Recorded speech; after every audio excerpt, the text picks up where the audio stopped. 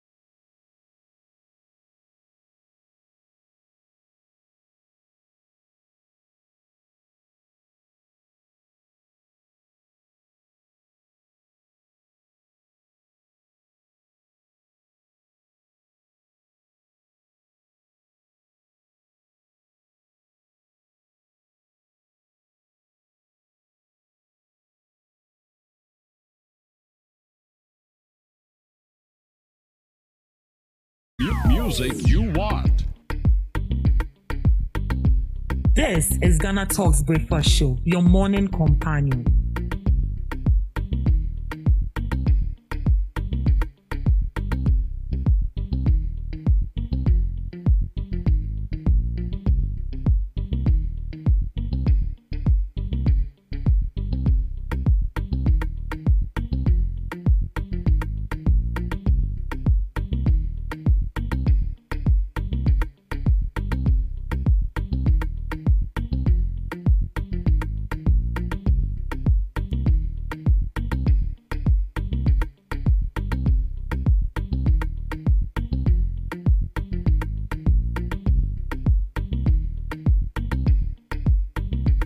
This is Ghana Talks Breakfast Show, your morning companion.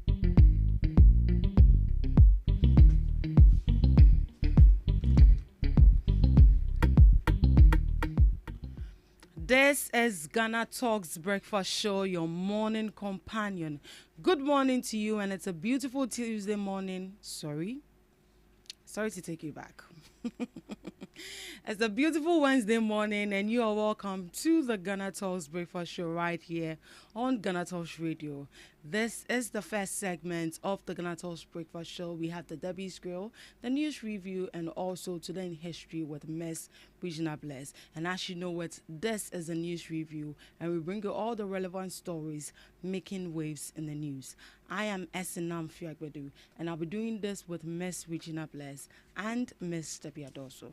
Good morning to you, ladies, and you are welcome to the Ghana Talks Breakfast Show. Good morning. Good morning, Miss Regina. How are you doing? I'm good, you? I'm fine. I told you that chicken will appear on your forehead. Red chicken. It's already there. Oh, really? Yes. Oh, okay. God. Enemies no be God, oh. Miss Debbie, how are you? I'm good. You look good in baby pink. It's baby pink, right? And I faded pink. All pink.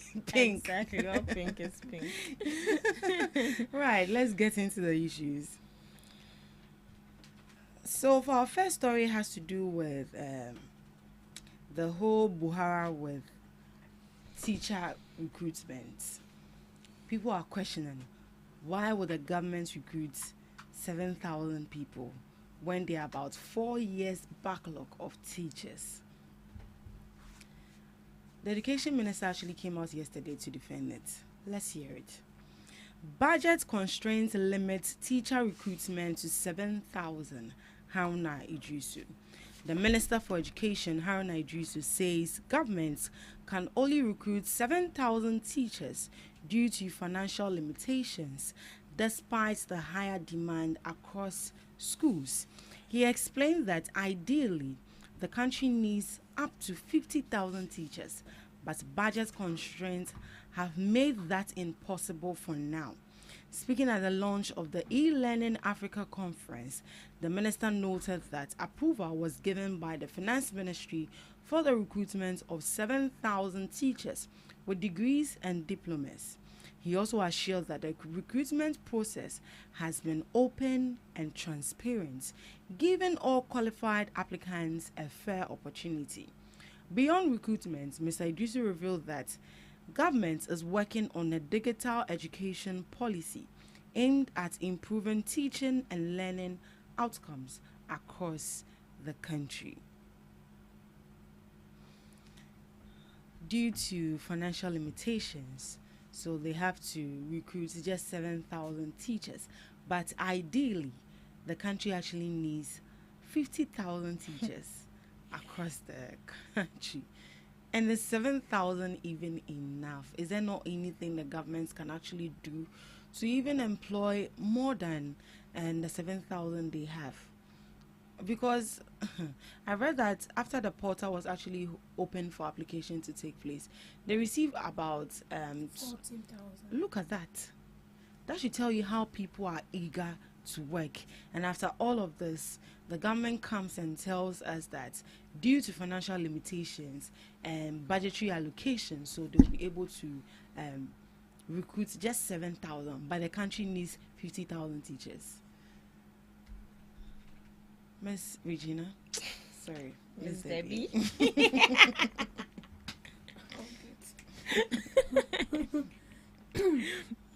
Well, yesterday I was sad and I was also embarrassed on behalf of the government. I was sad because they said the people they are recruiting is dated back to 2021. So they should tell you that we have people from 2021, 2020, 2019 who are still in the house and they are not being employed. So this particular recruitment of teachers was based on 2021. 2021? Yes, graduates who completed in 2021. And even that, he didn't even employ all of them. Yes. So they are yet to come and sort 2022, 2023, 2024, 2025. So it means by the time we get to 2024, 2025, then I'm sure maybe we'll be experiencing a new government. Oh, yes. So I said I felt very embarrassed on the behalf of the government because I see no reason why 14,000 people applied and then you picked only 7,000 and then you were bold enough to also defend it that there are financial crises. Yes, we understand, but that is not an excuse.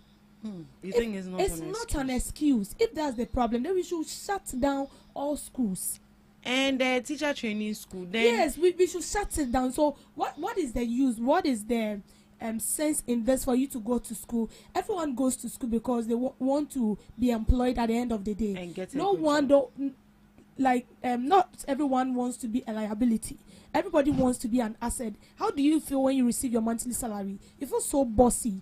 You take out what you want to. You use the money for what you want. Even your parent that sent you to school cannot dictate to you how you should spend your money.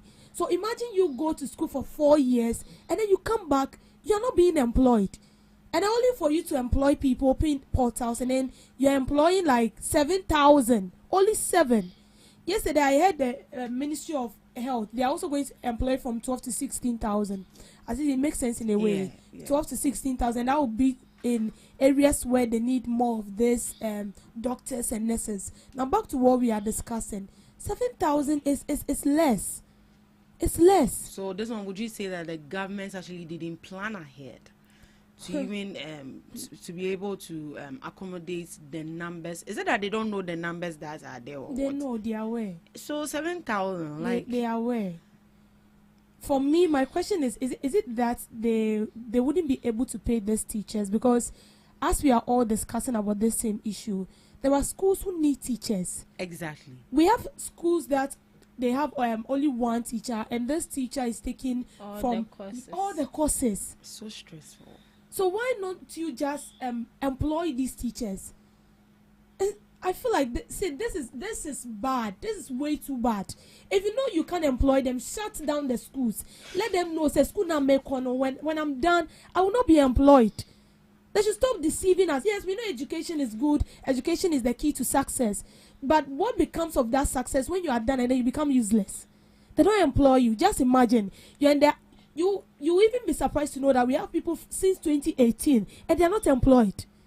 And now everyone is an entrepreneur. We are not saying it's bad, but everyone has resorted into creating their own business because they know that the government is not reliable. Now you as a government have no excuse at all. For me, I always say this: you have no excuse to tell me that there are no jobs. You cannot employ more than. It is your responsibility to ensure that we have enough jobs to employ these people into. If you're telling me that you are employing this number of people because there is limited resources, why do we have limited resources? After all, we have everything. So why are we still struggling when it comes to our finances? You have no say at all to tell me that you're employing only 7,000 because of financial limitations. And so whatever the finance ministry brings on board, you look into that and then you employ people based on that. You cannot employ people more than what we have in the coffers. And even this one we are talking about, they will employ these people and they will still not receive their monthly pay. That is the issue. That was actually the issue I was going to raise. That in as much as we are bashing the government for financial limitations, if they still go ahead to employ more than the money that they've allocated for to pay for these teachers, and these teachers are not being paid, we'll be the same people to also come out and demonstrate. It's so true, in as much as it's an excuse, but it's actually not an excuse. No, it's not an excuse. Because and even with this 7,000, we will still have you just be watching. There will still be a situation where these people will still protest because they are not being paid. It has been like this since. We have other countries that the work is there. They are not even getting workers to work. Yeah. And then we are in Ghana here. Every year, this year we will still have students graduating. Over millions of students are graduating every year. But only, some small group of people that are being employed. Some companies are also to be blamed because one person will be doing 10,000 person's job. This is not about to be blamed. See, every company would like to employ somebody that can multitask. If you're employing me and I can produce on my own, I can read the news, I can report, I can do this, I can do that. They'll go for one person because they believe that they can pay you instead of employing like 5 people to do different tasks, whilst we have one person that can do all these taxes.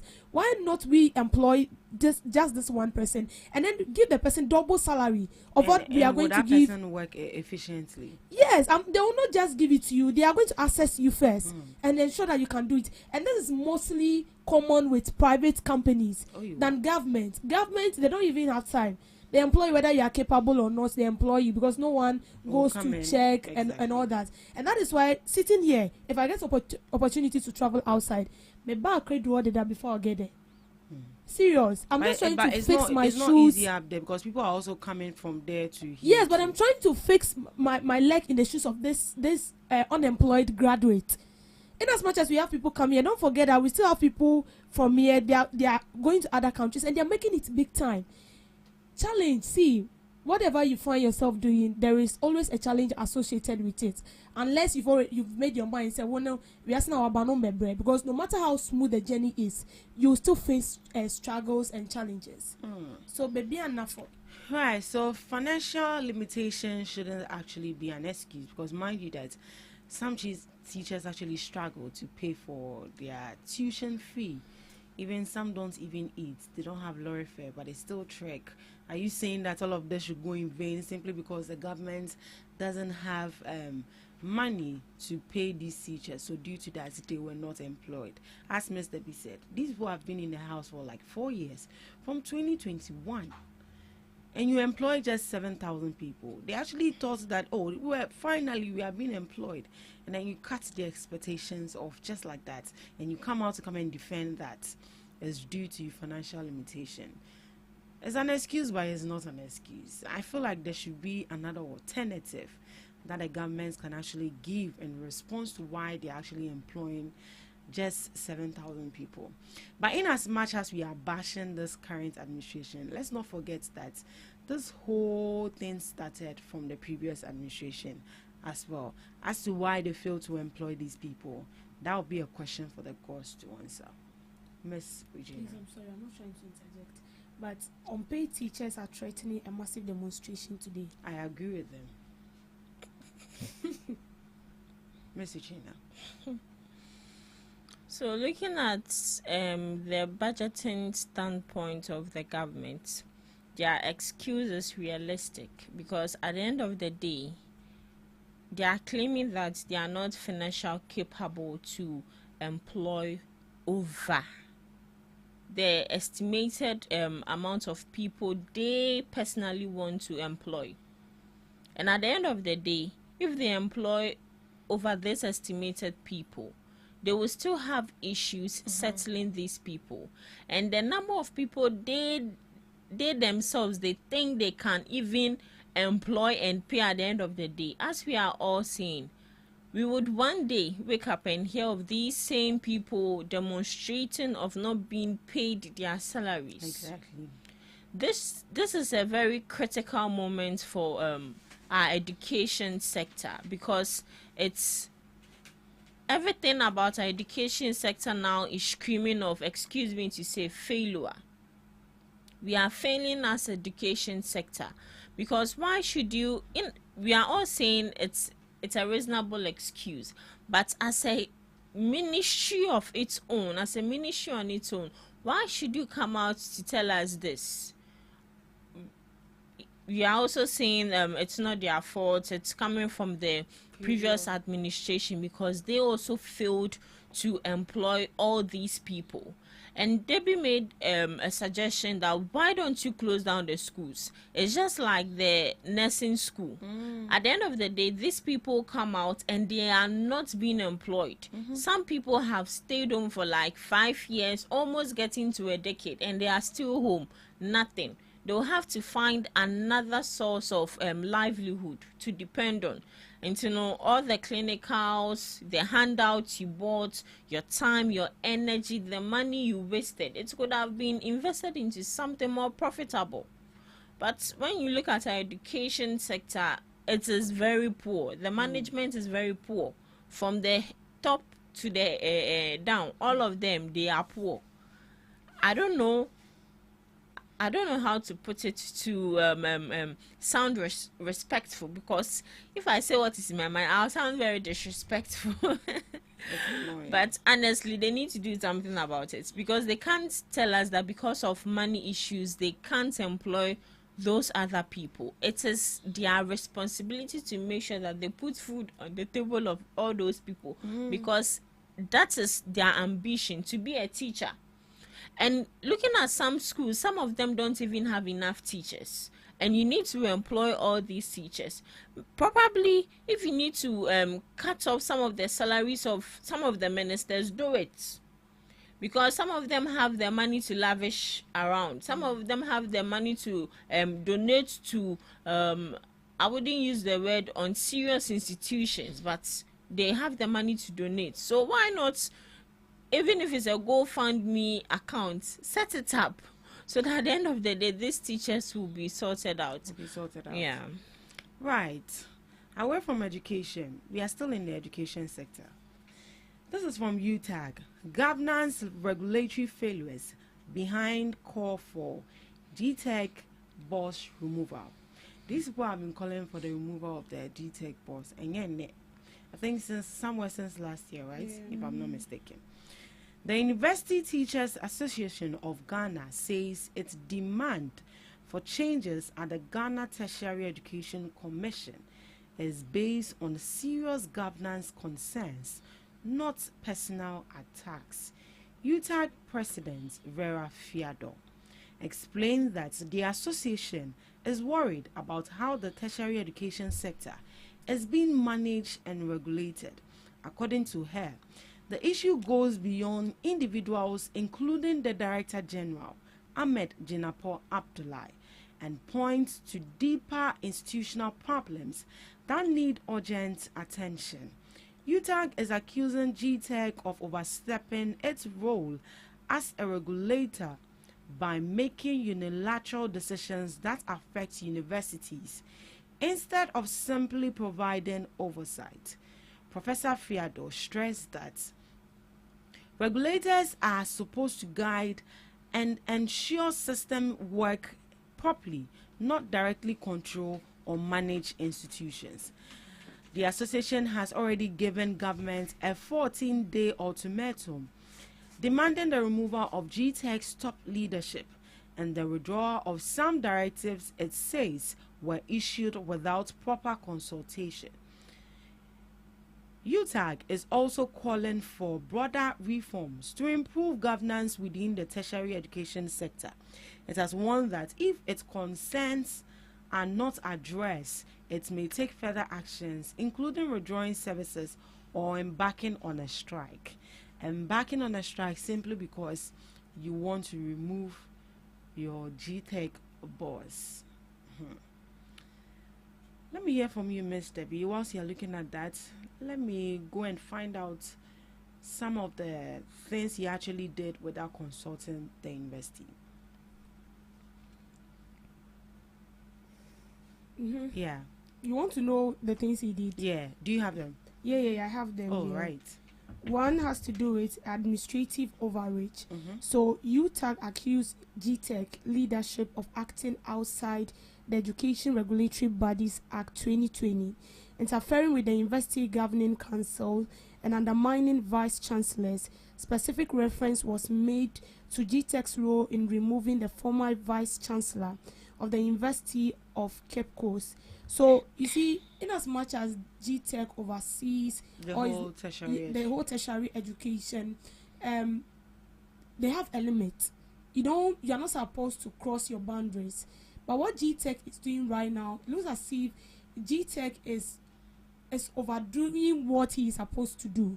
So, as I said, in as much as he is the boss of all these tertiary institutions, they also have their rules. So if you want to pass something across or you want to take an action, you should see the head or the leaders of these institutions. And collaborate. When we talk about Winneba, they have their chancellors, the vice chancellors, they have their lecturers. When we go to University of Ghana, they also have their leaders. So because you are the leader doesn't mean that when you just see something, you are taking action. You don't even consult them. You don't see them down. There is nothing like communication. Just say, "I'll open, I'll be ready."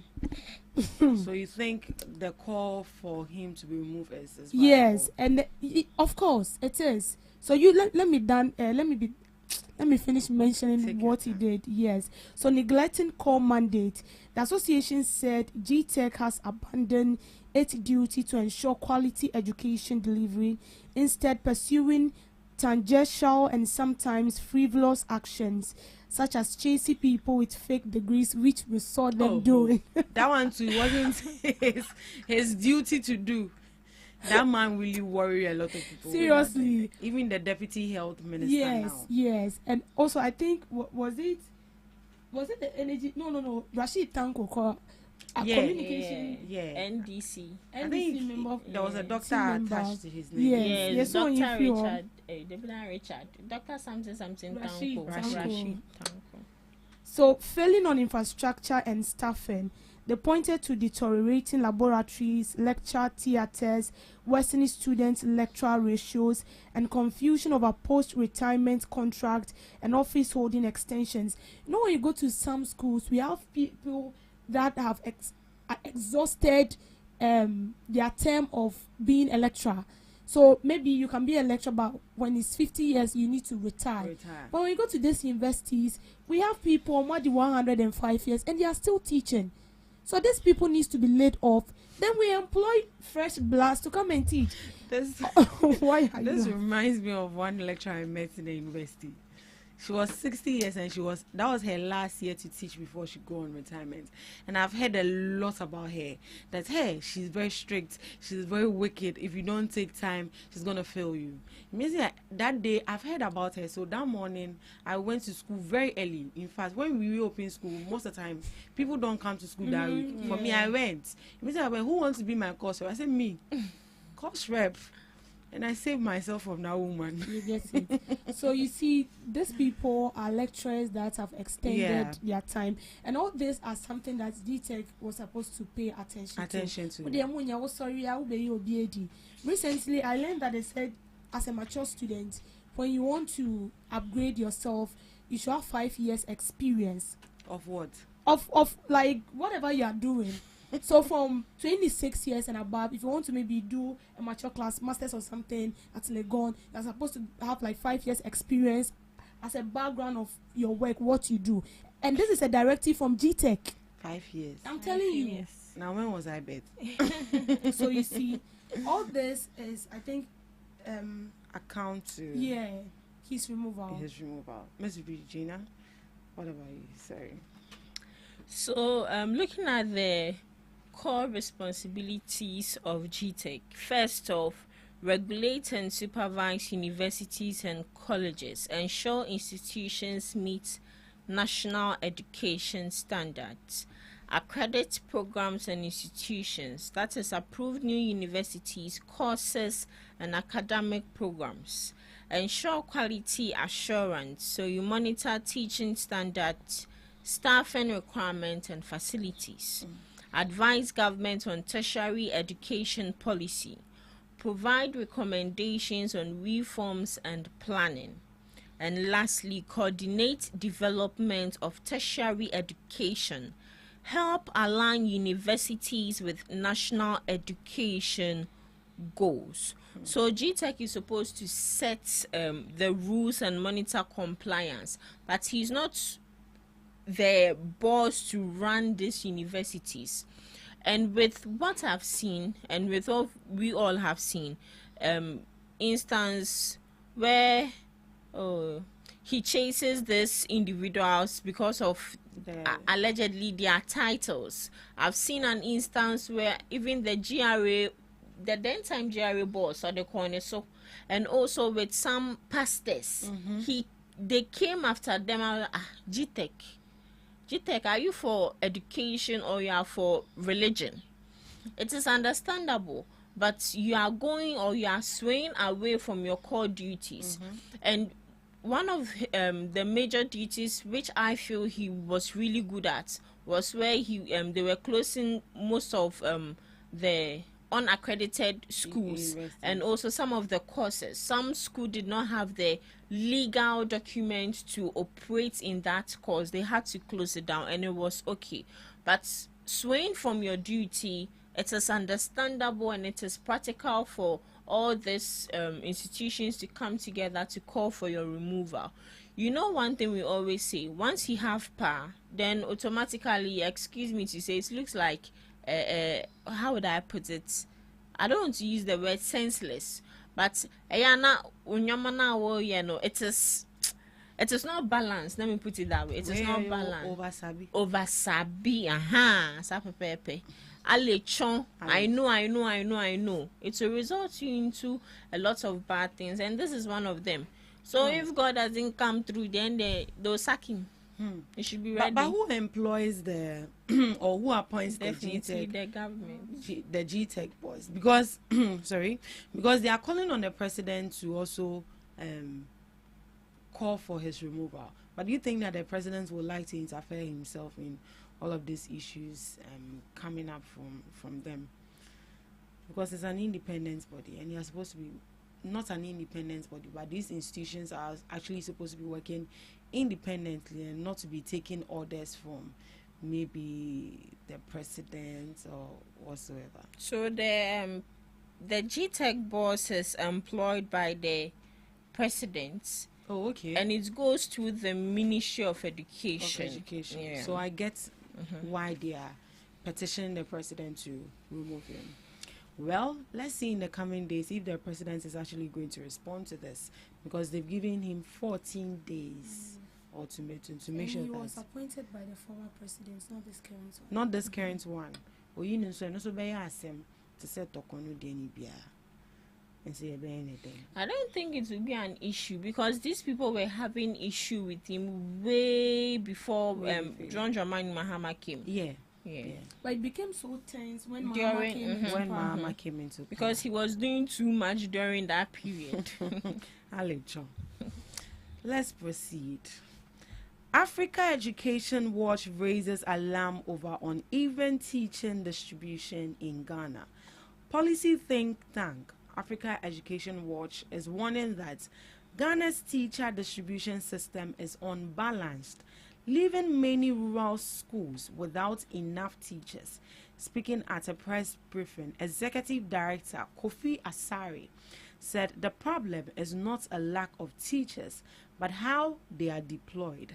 According to him, Ghana actually has a surplus of about 15,000 teachers at the primary level based on teacher-to-pupil ratios. However, many of these teachers are concentrated in urban areas, while rural communities remain underserved. He revealed that about 30,000 classrooms across the country still lack teachers due to these distribution challenges. At the junior high school level, the situation is different, with shortages still existing, especially in STEM subjects. Mr. Asare also pointed out serious disparities in some parts of northern Ghana, where certain schools are being run by just one teachers, affecting the quality of education. Africa Education Watch is therefore calling for deliberate policy changes to ensure teachers are fairly distributed, especially to rural and underserved areas.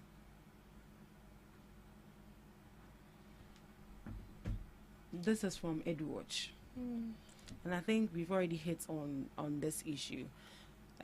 Where you mentioned that one teacher about cause baby.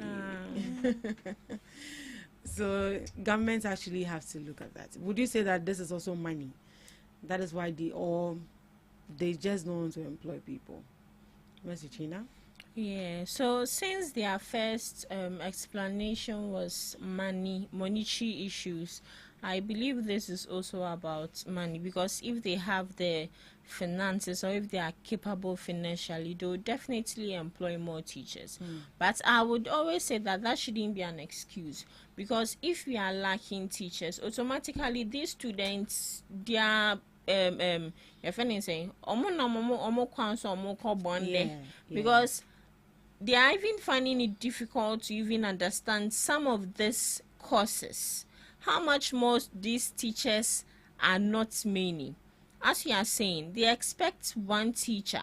Sometimes even when you go to some of these big schools, on a normal day, one teacher is to one subject. One teacher is to one subject. The open who say a two. I've not seen, I don't know if you've seen a teacher with 3 courses of no, it's 1 or 2. And that is it. But they expect we the students to nipa wakutio. Yes, almost like 9 courses. Even way back in my time, it was like 11 courses. JHS and SHS also. They expect us to learn everything. And these teachers are only limited to 1 or 2. So they need to make sure that they bring enough teachers. At the end of the day, it is benefiting the students. During the past administration, when the either the SHS or the JHS results came, they were attributing it to the failure of the president. And I was like, how can a student fail? In as much as it's the duty of the government to make sure that they employ more teachers, make learning environments very conducive for these students. At the end of the day, you are learning for yourself and not for the government. And during this administration too, well, I think you showed it to me that the JHS or the SHS results, it was poor. And people were now asking, so now would you blame the president also? We wouldn't blame them, but they are also partly to be blamed, because when you go to the rural areas, some of these students up till now do not have learning materials. They don't have enough teachers. And if I'm a teacher who is supposed to be teaching mathematics, and you deploy me to the rural area, and I get there and I'm the only teacher there, I can't take it upon myself to be teaching a subject which I have no knowledge about. So you have to make sure that with all the courses, you get each and every teacher to teach them. And then yes, bondena, so they are not distributing the teachers well. An example, if you go to somewhere like in the northern region, they have just one teacher teaching plenty subjects. But if you come to Accra here, a lot, that is not overpopulated. Yeah. So, what's that be? Is it that they are not working with the data? Or they are not doing the research to find out if the school, how many teachers actually need the school? They are doing it all. They know the right thing. They just don't want to do it. So this whole situation is rural versus urban. Yes, rural versus an urban imbalance. Now, when you look at these rural communities, schools in rural communities have more population than when you come to the urban, where a class in a classroom we have like almost 20. But when you go to the rural areas, you can have like 60 students in a class. 60 in a class. And then a teacher is supposed to take the burden of all these students. And then when you come to the urban area, we have teachers that are being employed into schools. Like more teachers are being employed into the schools, and then they are all handling one subject. Whilst we don't even have any in the rural areas.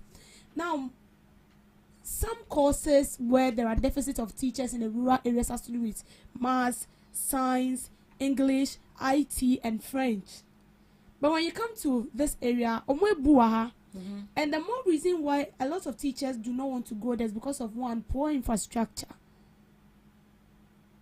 and two, the equipment to help them in making teaching and learning so easy. They don't have it.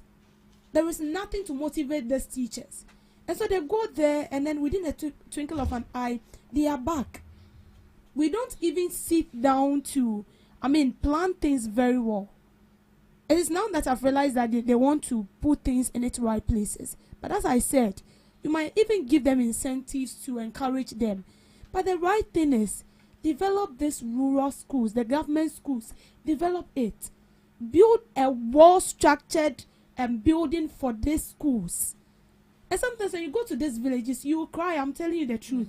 Because it is the chief and then the parents of these students, parents who are eager to see their ward in a better position in life, come up and then they build with their hands. So this is not proper structure. They use mat to build the structure for the student, something that is temporary. Sometimes it is a wooden structure, and anytime it's cloudy, you have to pack your books and go home because you cannot learn. And then we want the same student in that village to compete with a student in Accra here. It will not work.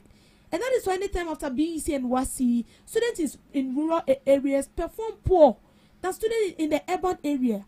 Why? Because when you come to because this place is urban, the government is doing everything possible to develop it so that the work suits the name urban. But when it has to do with the rural area, they don't even care. And then you want to force somebody's child to go to a village where there is no light, to go to a village where the buildings are collapsing, to risk their life, whilst you, the government, are refusing to do the right thing. You might give the money to the person, but that wouldn't solve the problem. Build the schools, provide them with the necessary equipment. Even if the village is not well developed, but they have a very good school building, they have equipment and everything that will aid in easy teaching and learning. The teacher will not have to struggle, because the advantage is that you're not going to pay for transport fare. Maybe it's a walking distance. But if everything is in place, the teacher will love to go. But we've made this place look so attractive. Everybody wants to come to Accra. And this place is congested. And that is why we have the region. And I believe we have the region because we want to expand and develop all those regions. But when you take all this region, it is Greater Accra and Kumasi. And and even with that region is the capital, let me say the capital town of those regions, develop. Aside down those small districts under the capital town in that particular region, they are not developed. See, people are struggling. Students in these remote areas, they are struggling. And that is why a student in a remote area, or body partner say, they make it in life and they get top position. They try their possible best to help, but trust me, you can't do it alone.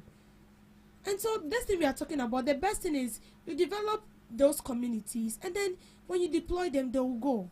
You don't have to be tipping them with something. They will go on their own. They will go. We should develop these rural communities, and if you deploy the teachers there, they will go. Thank you so much for joining us on the news review. Up next, we have Today in History with Miss Regina Bless.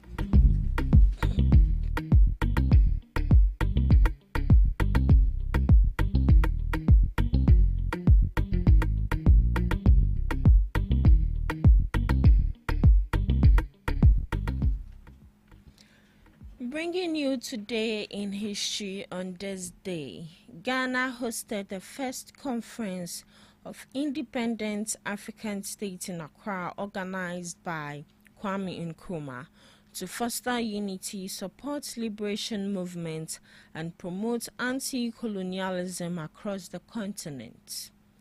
This meeting, bringing together 8 independent states, was followed by the larger All-African People's Conference AAPC in December 1958. Moving on, 1947, Jackie Robinson becomes first African-American player in Major League Baseball.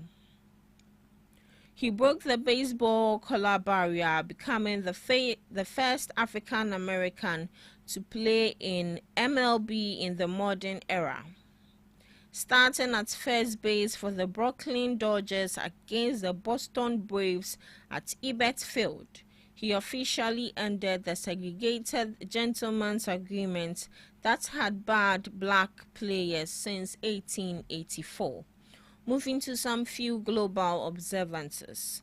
National Laundry Day, to recognize the evolution of laundry from a physically demanding chore to a modern convenience, encouraging people to improve laundry habits, teach children to do laundry and organize their linens. It falls on Tax Day and often seen as a tongue-in-cheek day to take the laundry to the cleaners. One Day Without Shoes, aimed at highlighting the impact a simple pair of shoes has on a child's health, education, and life.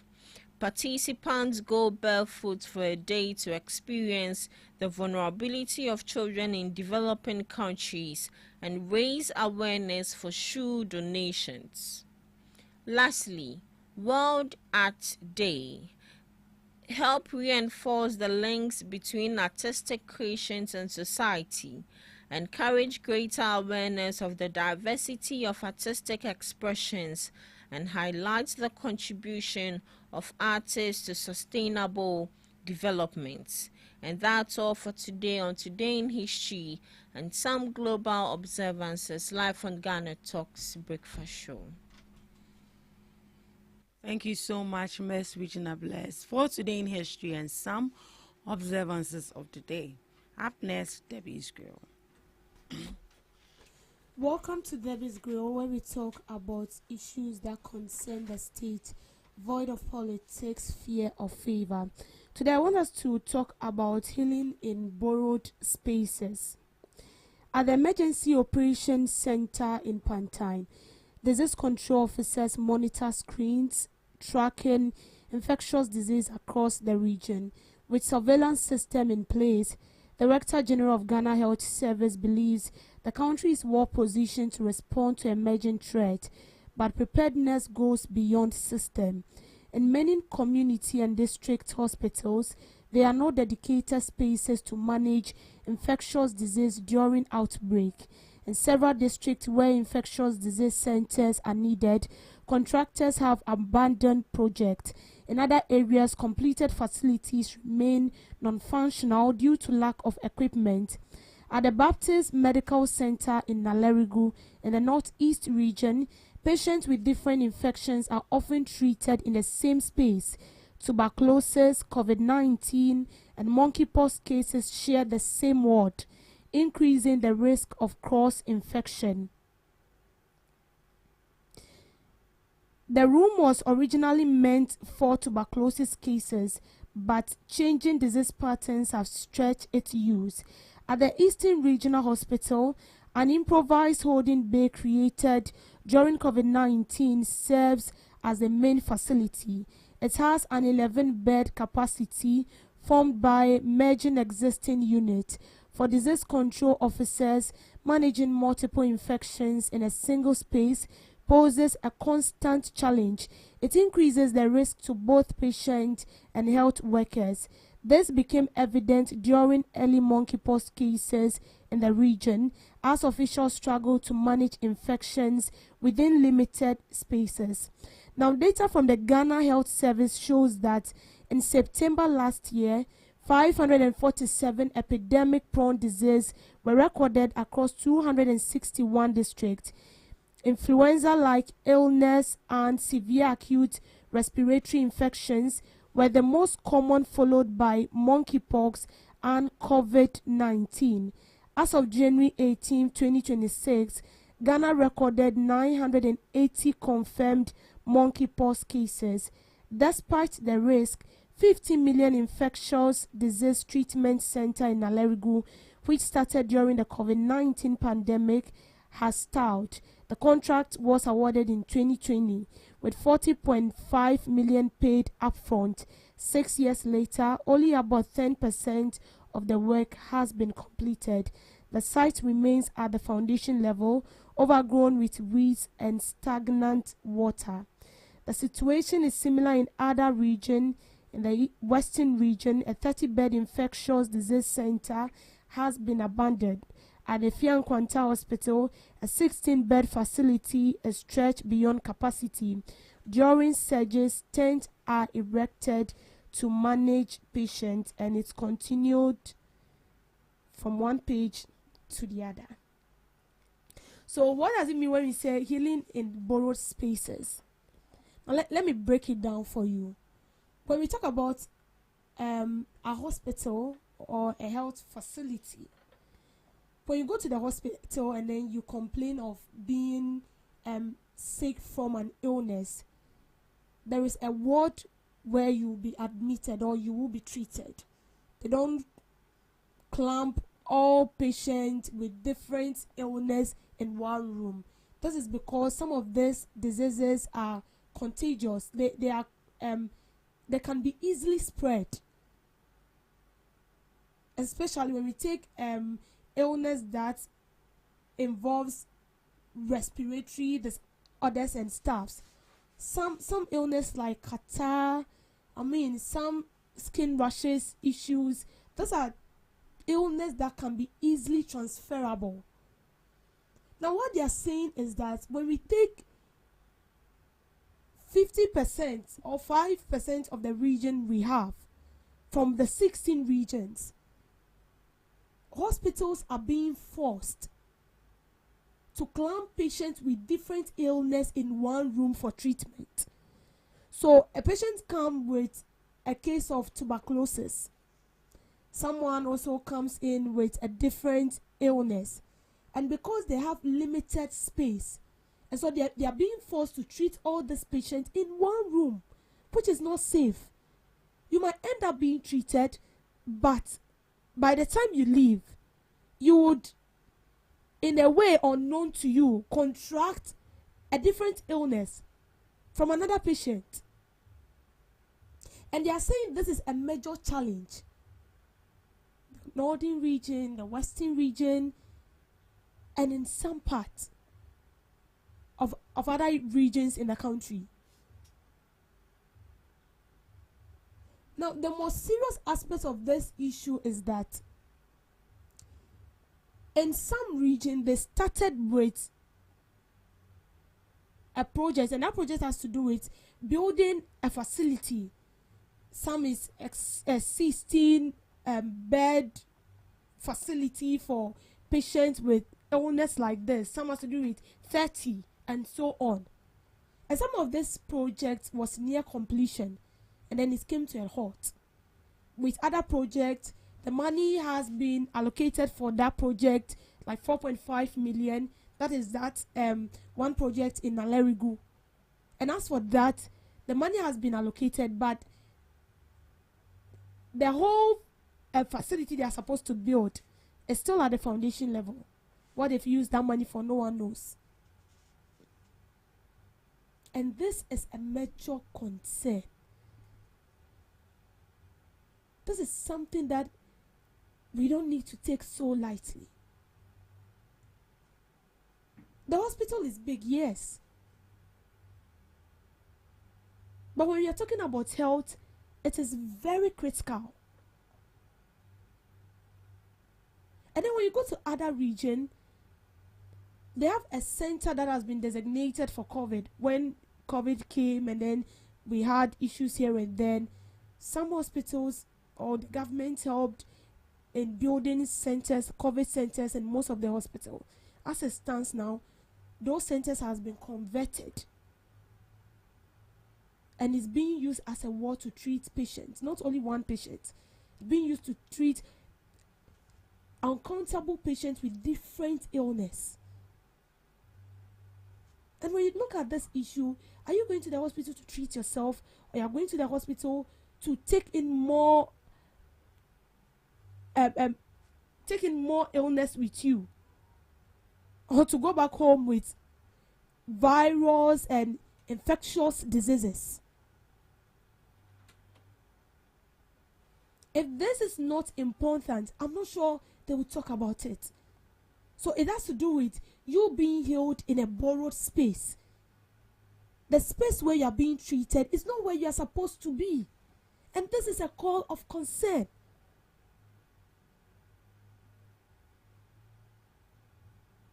And that is why we are saying that we need to build more health facilities.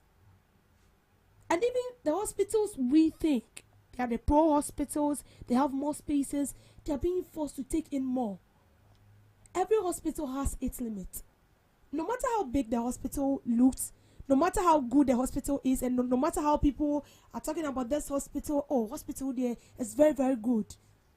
You get healed immediately you get there. It has its limit.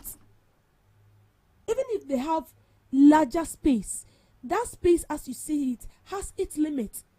Maybe that space can take only 30 people. And I feel like a ward where you'll be admitted in shouldn't be crowded. Maybe 5. And you see, that is one thing I like about the Western world. I know we've all been watching movies and all that. If you watch those movies and they are being admitted in hospital, I've never seen a hospital where they are like 2 in a room. It is 1. That is what I have seen. But when you come to my country, Ghana, where we claim we have everything, they packed you like sardine in 1 room. And this has really got me to understand the reason why sometimes you go to hospital for treatment and then you come back home and you are still sick. Why won't you be sick? Because the right thing is not being done. And sometimes one way or the other we end up blaming these health practitioners. But that is not their duty. That is not their responsibility. Their duty is to ensure that these patients are properly taken care of. But what can they do if the space in which they are supposed to treat this patient is not available? And they are supposed to pack them in 1 room for treatment. This is bad. Very, very bad. And it is ongoing. It is going on. And as it stands now, it has become so tensed that we need to do something about it. The hospitals that are being built and are near completion, what is preventing us from completing it? And the ones that money has been allocated for and is nowhere to be found, where is the money? The money needs to be retrieved because this is the life of people we are talking about. And so please, we are pleading. Health issue is not something that we should take lightly. Trust me. It's not something that we should take lightly. The hospital that has been abandoned, let's complete it. In as much as it was a government that started, it is our money, taxpayers' money. It is not a money that was taken out of the personal pockets of the government. It is our own money. Let's complete it for our own benefit. Thank you for making time with me on Debbie's Grill. Thank you so much, Miss Debbie, and thank you too for joining us on the GhanaTalks Breakfast Show. We'll be going for the news shortly. Please stick and stay with us. Are you ready to amplify your business or brand's reach and make a meaningful impact in Ghana and beyond? Partner with GhanaTalks Radio today to connect with a diverse audience across Ghana and beyond. Elevate your brand through on-air promotions and social media. Boost your brand during prime time. With GhanaTalks Radio, you can extend your reach across digital platforms. GhanaTalks Radio is not just a station, it is a community hub where your brand becomes part of the conversation. Join us in fostering connections, celebrating culture, and making a lasting impression. For customized sponsorship packages and enquiries, email contact@GhanaTalksRadio.com or call +233 202 544614. GhanaTalks Radio, giving the youth a voice. We bring you local news, business news, international, sports, and entertainment news right here on GTR.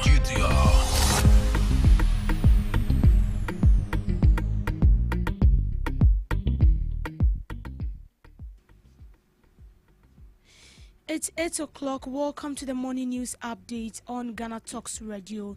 In today's news highlight, Ghana declares first marine protected area at Greater Cape 3 Point. In related news, Maritime Authority urges government to develop local hydrographic capacity. Power outages expected as ECG undertakes crucial upgrade. Also coming up in the news, Health Minister unveils recruitment plan of 16 to 20,000 health professionals, assuring timely payroll processing. These and many more coming up your way shortly.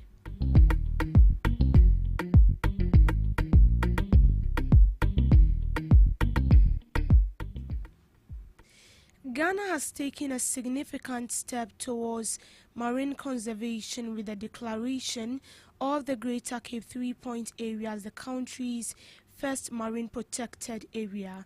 Vice President Professor J. Nana Opoku Agyeman made the announcement highlighting the government's commitment to protecting the livelihoods of communities dependent on marine resources.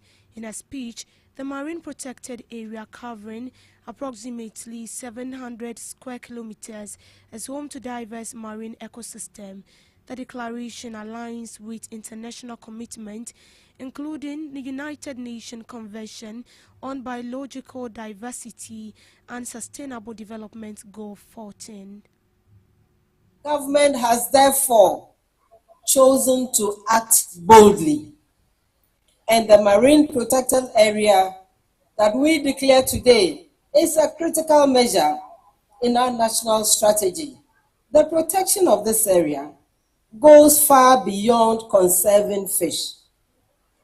It secures the ecological foundation on which sustainable fisheries and the communities that depend on them must be built. The selected area covers a carefully delineated zone of just over 703 square kilometers and encompasses 21 coastal communities. Its boundaries have been defined through rigorous scientific assessments and extensive stakeholder consultations. In related news, Managing Director of the Ghana Maritime Authority, Dr. Kalmadin, has emphasized the need to build hydrographic capacity in Ghana.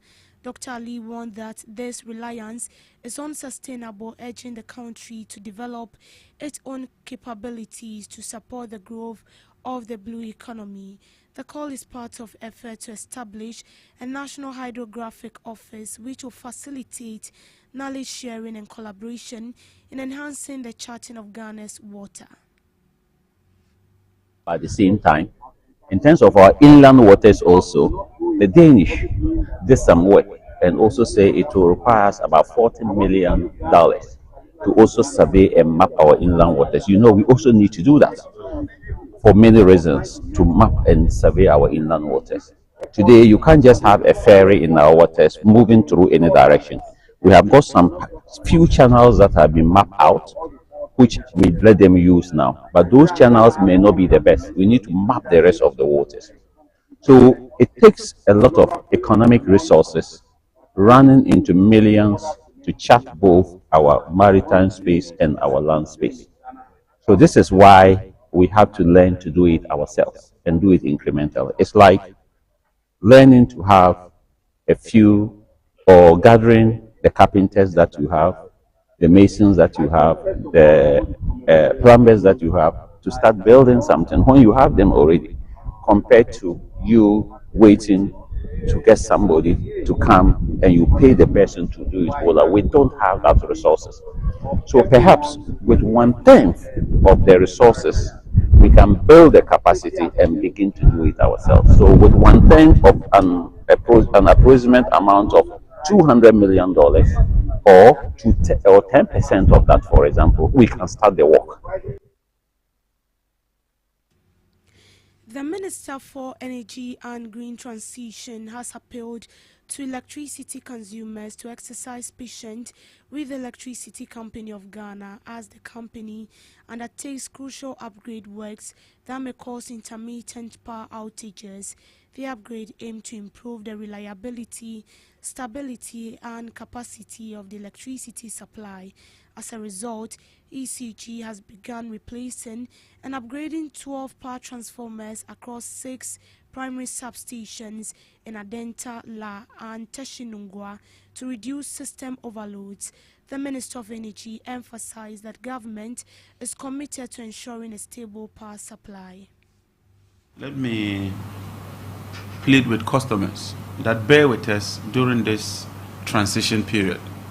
Transformers are such that before you replace a transformer, you have to put the lights out. It's a necessity. You cannot work with live wire when you are changing transformers. And so sometimes you might have to put a certain area off in order to upgrade the area. We would inform you ahead of time and we'll try and be within schedule, just like we are witnessing. But I want to encourage consumers and customers. This exercise is starting with Accra. Like he said, in 2 weeks or so, next month, they will move to Kumasi. And then we'll tackle all the other regions. And so the people of Kumasi, there's a peculiar problem in Kumasi that we need to deal with. And we are determined to deal with that. A team led by Energy Commission and also with ECG, they are already in Kumasi. And they've done a lot of mapping out. We have a comprehensive program. And we are determined to ensure that we even increase the stability of the power supply. In other news, the Minister of Health, Kwabena Minta Kando, has announced plans to employ between 16,000 to 20,000 health professionals this year. According to him, no health professional will be allowed to begin work without payroll registration. His statement comes amidst effort to address the significant backlog of unemployed health workers, estimated to be around 74,000. However, Ghana would need approximately 6 billion to absorb these professionals into the public sector. So listen clearly. That's what I wanted to throw light on. So number one, we are doing what we call Ghana Labor Exchange Program, facilitating some of them to get employment in other countries to reduce the numbers. That's the first one. Number two, government is taking deliberate effort to absorb some into our health system in the country. Now, this year, we are looking at employing between 16 to 20,000 of them. Now, this is what we're going to do. We are not going to allow any health worker to go to any facility to work when we have not been able to prepare him or her on their payroll. We won't do that again. You remember the strike incident? Sometimes you say, oh, go and start, we'll pay the arrears, but it leads to other things. So even after the 16,000, after vetting, if we finish, and I'll come to the processes, if we finish, let's say, the 16,000, and we are ready to enroll, let's say 6,000, we'll allow the 6,000 to enroll, and we're going to do that by June, July. Then the rest, we'll stagger them. Maybe December, we'll enroll the rest. We will never allow any of them to go to any health facility to go and work whilst we are not ready to enroll the person on the payroll. Now, the system, we are going to change the system a bit for the recruitment. Nobody is going to sit in the ministry and post a health professional. You are going to post yourself right from the beginning. You don't come and tell me that I've posted you to a place you won't go. So we'll declare vacancies where we have vacancies. So we'll start from the northern part of the country, and the underserved communities will be our priority areas. We'll be guided by the free primary health care. So we'll declare day one, we will open 2 regions. Okay. So you yourself, these are we have Bunkugu Yoyo, we have Kobore, we have, so you will choose which district you will want to go. Then you will go for an interview in that district. You go there to see the place, whether you want to go and work there. And then, after that, if you go through the interview and you pass, then they will get back to us for us to validate you at our end, and you go and start work. Now, this again what we're going to do. If you open the two regions for, let's say, a day, some of them 2 days, some of them 1 day, under normal circumstances, if you are going for a vetting or interview, we should pick more than the number so that you screen. Is that not the case? We are not going to do that. So if the Abusu needs 10, we will, if it gets to 10, we'll catch it. The portal will catch it at 10 to make it. 10. We are not taking 11, we are not taking 15. The reason is simple, I will explain. If we need 10 at Jabosu and we allow about 50 there, we want to avoid a situation where people will go and pile up at a place and create a scene. Number two, we want to avoid a situation where people can influence the interview panel. In that case, the minister will be in Accra, I will not have control. So Jabosu needs 10, we'll give Jabosu 10. Go through the interview, maybe 8 people have qualified, 2 people, so you have a vacancy of 2. So we'll take those gaps and reopen.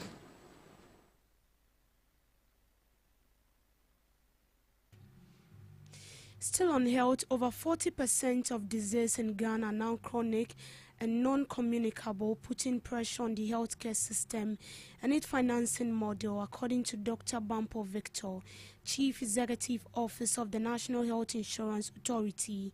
Speaking in an interview, Dr. Bampo said the National Health Insurance Scheme remains intact but must evolve to match the country's changing disease profile to ensure long-term sustainability. He noted that the shift from infectious diseases to chronic conditions requires adjustment in both healthcare delivery and financing. The National Health Insurance Authority stressed that adapting the National Health Insurance Scheme is crucial to meet the growing demand for long-term care and protecting the scheme's future. Scheme is intact. The National Health Insurance Scheme is intact. But there are other things that must be done to make sure that we are sustainable and we get to universal health coverage. It has been determined, like I talked about those 4 things, that one of the things is financial. It's a barrier. So if we are using funds to reduce the barrier for people to enter the healthcare system, it's appropriate. 23 years ago, when the health insurance scheme was set up, the epidemiology of diseases of Ghana were different. Like I said, now more than 40% of the diseases that Ghanaians suffer is from the chronic disease, the non-communicable. There were not as many strokes back then, cancers and so on. So we should not let the tail wag the dog. If things change, we have to change.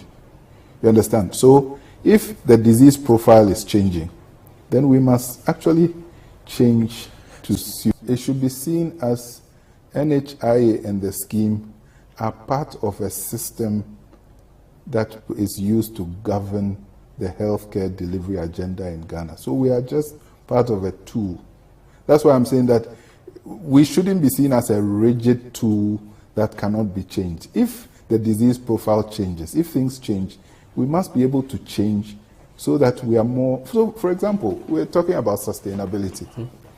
If we are not able to turn off the tap in terms of diseases progressing to the chronic stage, you can have 10,000 beds. The strokes will still happen, those emergencies will still happen.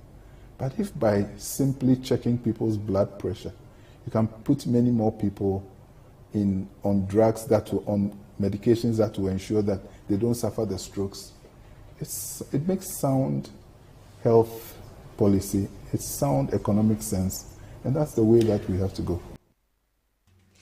In business, the combined Kumasi Central Market Traders Union is demanding the immediate resumption of work on Phase 2 of the KJTR Central Market Redevelopment Project, warning to embark on a major course of action if government fails to act by May 2026.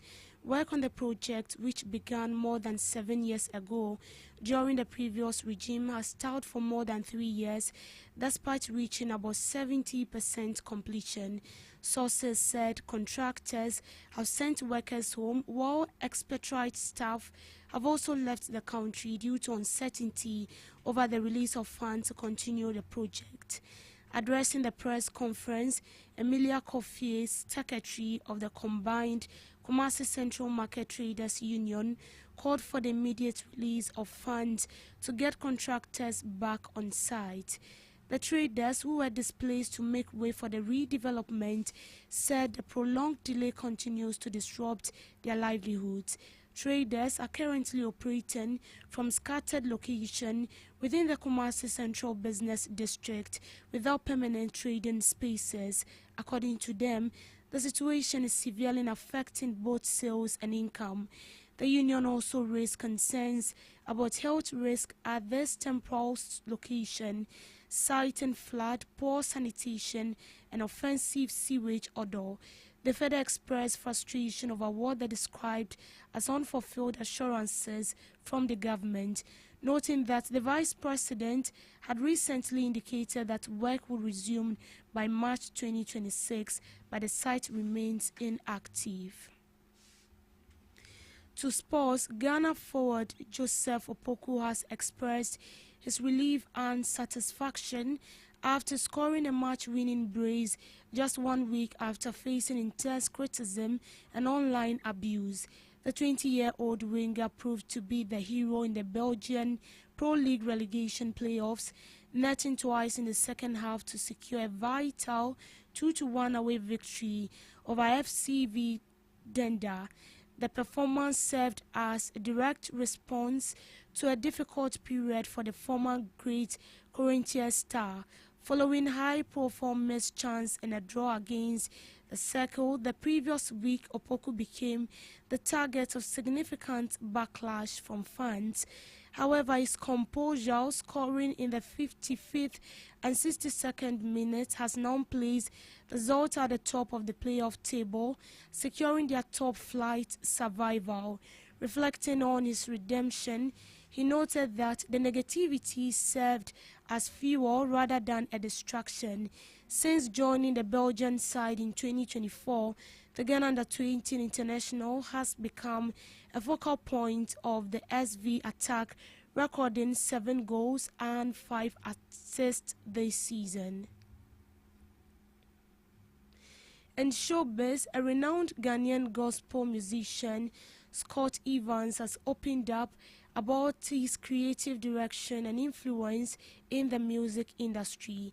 According to him, his sound has played key role in shaping major category at the Teleso Ghana Music Awards. Speaking in an interview, the artist explained that producers interested to work with him must understand his unique style.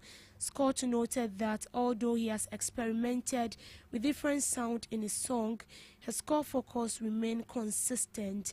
This category recognizes and celebrates artists who blend traditional gospel music with modern urban sounds. On global update, the landslide victory of Finance Minister Raymond Wardagni in Benin's presidential election serves as a high-stakes confirmation that the nation is doubling down on the Talonist model of governance, securing over 94% of the vote.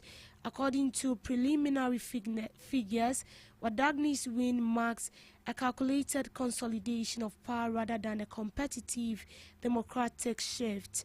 This outcome reinforces political trajectory set by outgoing president and validates the efficacy of a decade-long anointed successor strategy.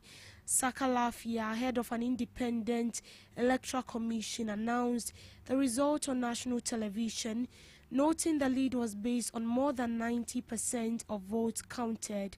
Lafia described the margin as an irreversible outcome, yet for international observers, this irreversibility appears less a reflection of popular will and more result of the systemic exclusion of viable alternatives. Wardagni's overwhelming margin acts as a diagnostic tool for the health of Benin's political institutions, revealing a system increasingly insulated from challenge. The lopsided result follows a campaign season defined by the exclusion of major rivals. analysts had predicted a sideline opposition would result in Wadagni's win, suggesting the electoral process has pivoted from a public referendum to a formal rubber stamp for the ruling elite.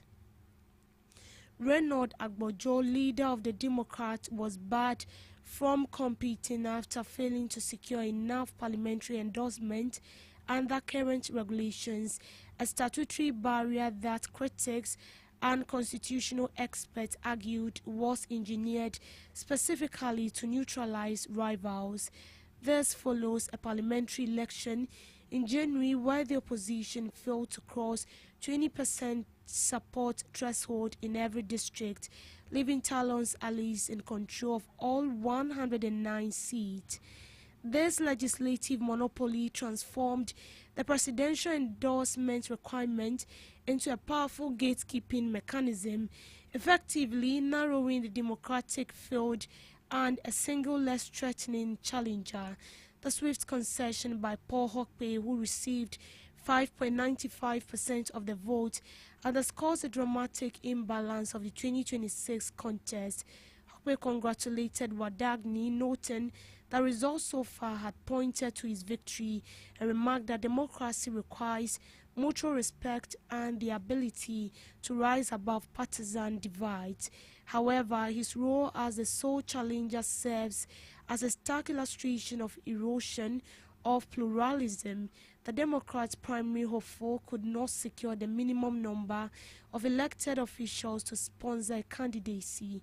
The results political landscape, now almost entirely under the control of Talon's allied parties, raises fundamental questions about the viability of multi-party system in a nation once heralded as a beacon of West African democracy. Wadagni was considered a choosing heir to Talon, who is stepping down at the end of May after serving from 2016 to 2026.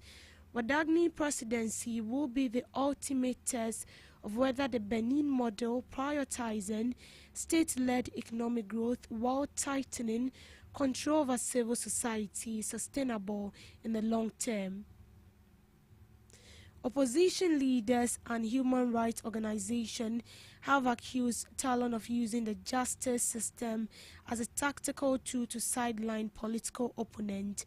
By highlighting arbitrary detentions and mounting pressure on independent media, Amnesty International and Human Rights Watch have framed this transition as a definitive pivot point.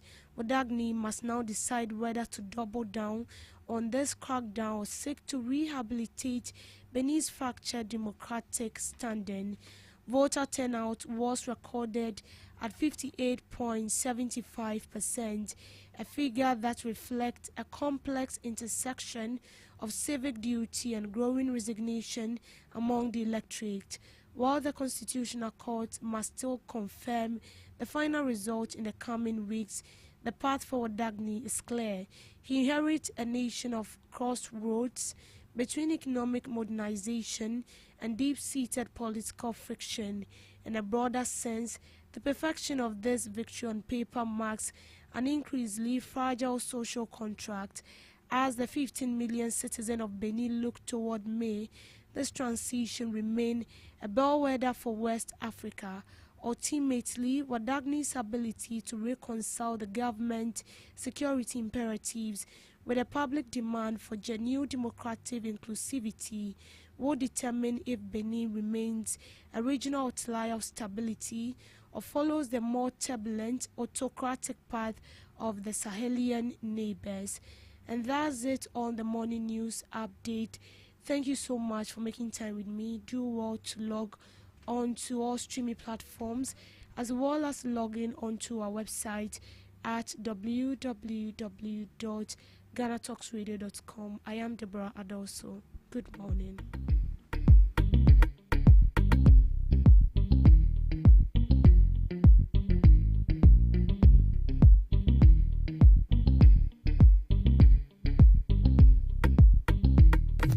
Are you ready to amplify your business or brand's reach and make a meaningful impact in Ghana and beyond?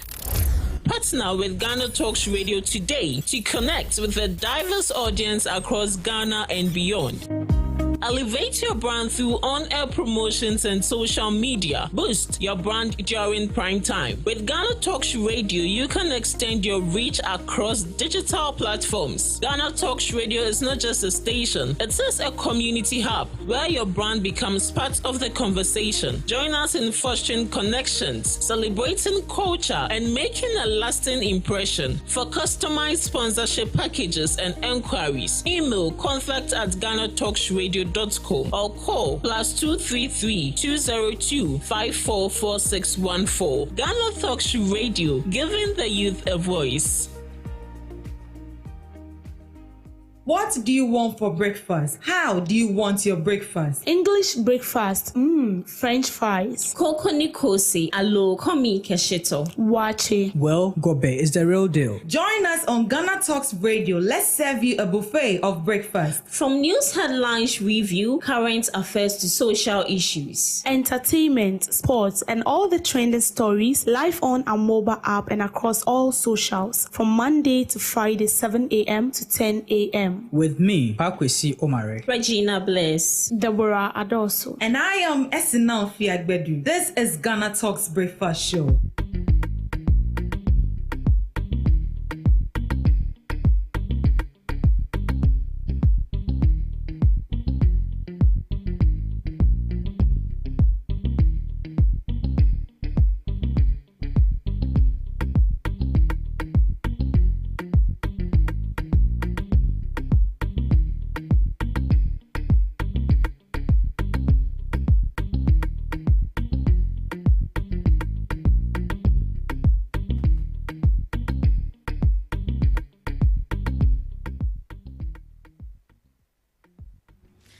Good morning to you once again, and you are welcome to the Ghana Talks Breakfast Show right here on Ghana Talks Radio.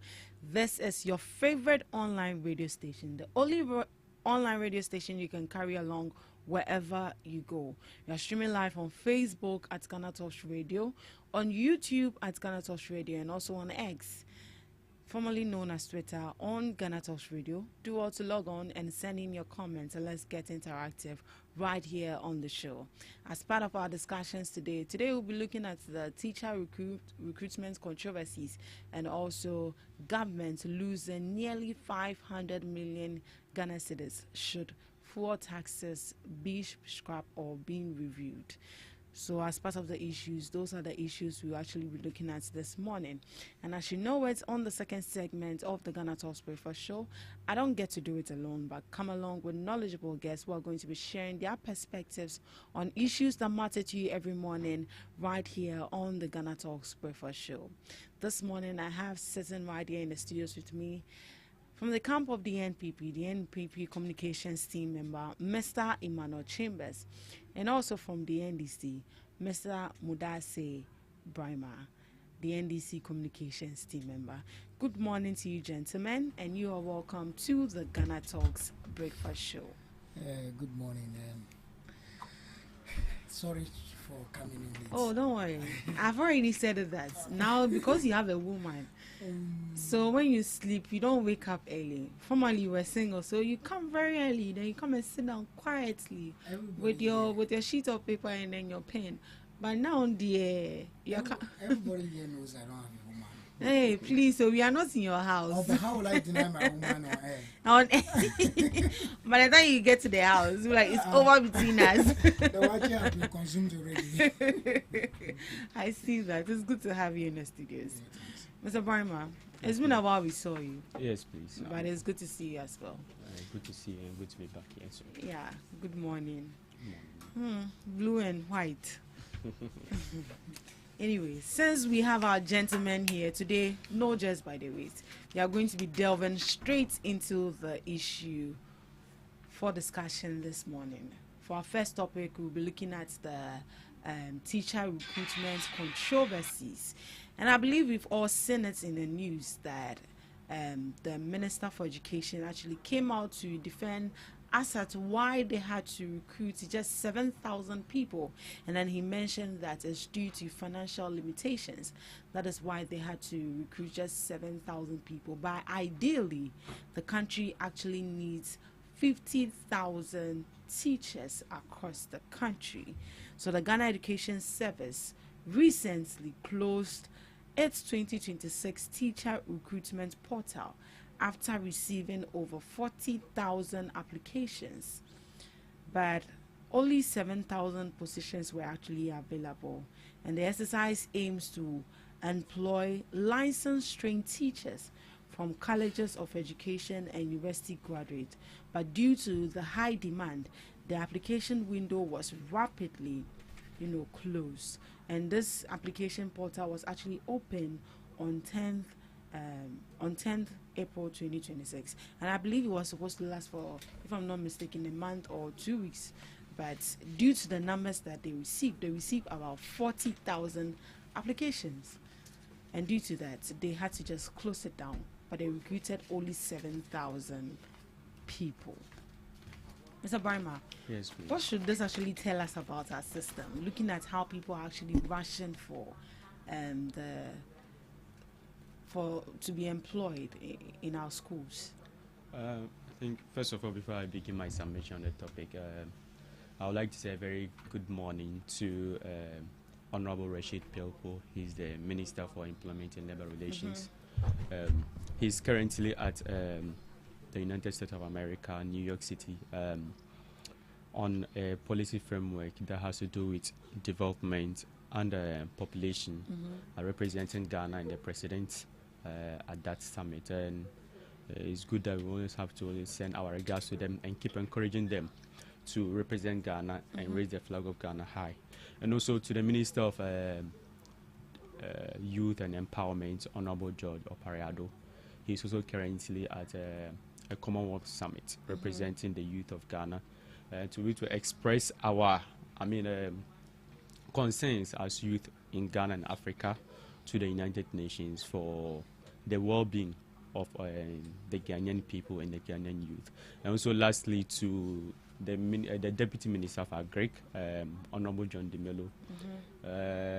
He says I should tell the students of Legon, those who be going home, as usual, he'll be providing free buses.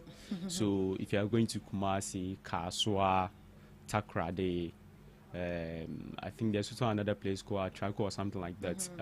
He'll be providing free buses for all of you to be able to go to your various homes at no charge at all. He's the Ayawaso West Wogon Messiah, and I know that currently he's not in the country too. And all these people are going on official assignments representing Ghana in the international programs, and that shows the importance to which they attach to the development of this country. Wish them well, and may they continue to raise the flag of Ghana high. And also lastly, today is the launching of the free primary healthcare program, one of the major policies of the government in the health sector.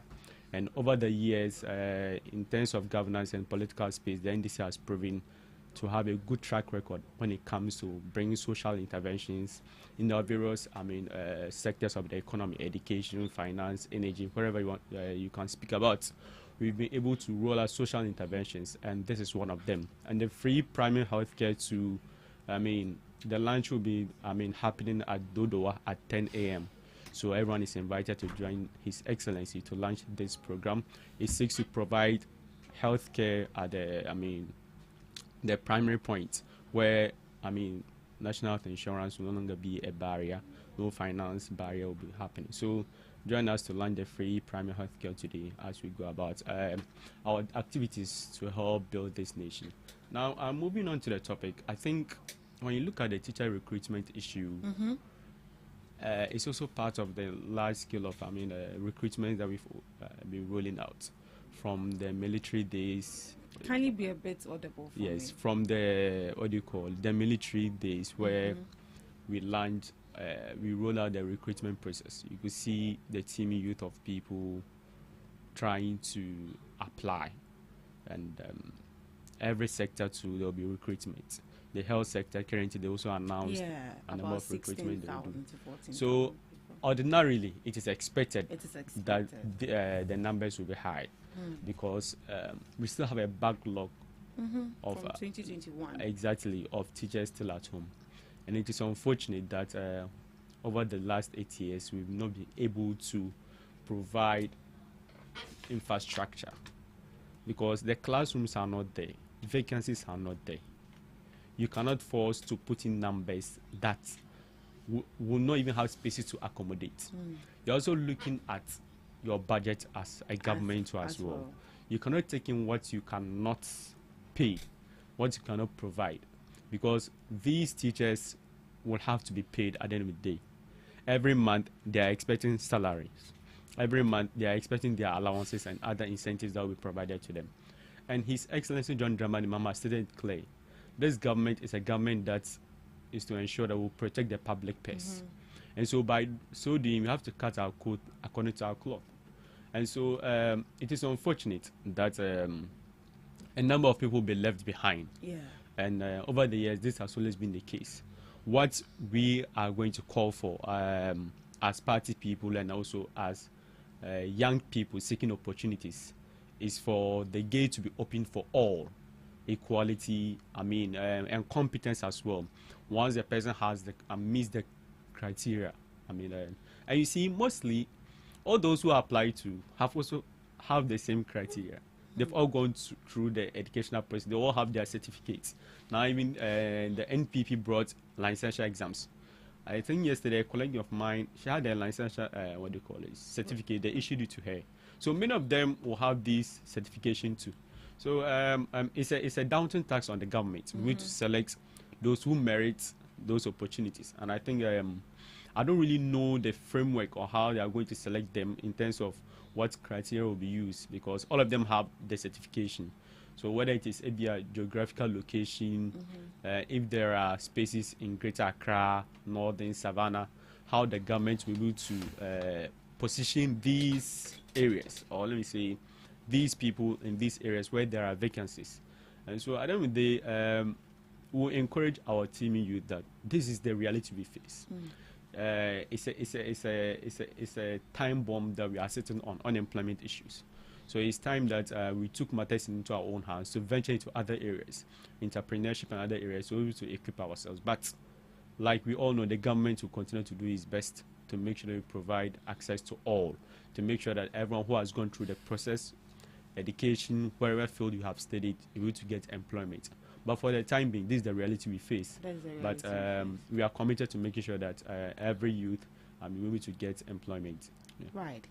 Hearing the defense of the reason as to why they had to employ just 7,000 people, and hearing from the minister that it's due to financial limitations, that is why they had to recruit those people. But looking at the numbers, ideally, that the country needs for teachers, it's actually 15,000. Does that mean that the government didn't actually put things in place or plan to employ people or make budgetary allocation for enough budgetary allocation for these people? You have stated the point already, and the reason is clear. It's budget constraints. We came to meet. But do you think it's a better excuse? It is, because you cannot employ people if you cannot pay them. You understand? The reason why, you remember, we came to meet a certain strike, health and workers going on strike, because they were enrolled onto a system where they had not been budgeted for, where there was no funding for their well-being. And they were saying they had worked for over 10 months. Meanwhile, when the government had come, we were not even up to 10 months of working, in government. You cannot send people to go and work if you know you don't have the money. And you see, we came to meet an economy that is in an IMF condition. An economy that was sent to the mortuary. An economy that could not be resurrected. You understand? We had ministers, 128 cabinet ministers milking this country. Those were the kind of extravagant living that they were living. So for that matter, it puts so much pressure on the finances of this country that even when you go to the bond market, we couldn't even borrow. Ghana was defaulted. Our economy was ranked junk status. When you say junk, baller, it could not even resurrect nothing. That was the state of our economy. But today we are B minus. We are gradually going. The Moody's ratings have, has put us at B minus. Gradually we are. So it's a reality that we face, that we've come to meet. Today we are running less than 60 ministers. We are saving much money. Even with that, we are not able to still go ahead with some of the things that we plan to do. So at the end of the day, it is enough reason. And for me, what we have to look at is that those people who are applying, they'll be able to get something, because I don't know, the 7,000 is not small.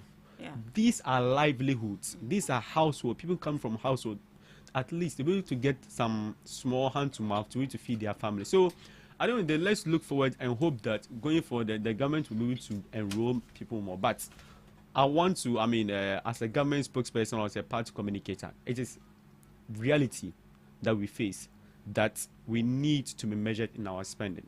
If the government seeks to even bring all these people, I don't know, if you cannot pay them, you are going to burden yourself. We don't want issues of strike and what's not. So I don't know, I urge all applicants to understand the reality. And the reality is simple, that budget constraints is the problem.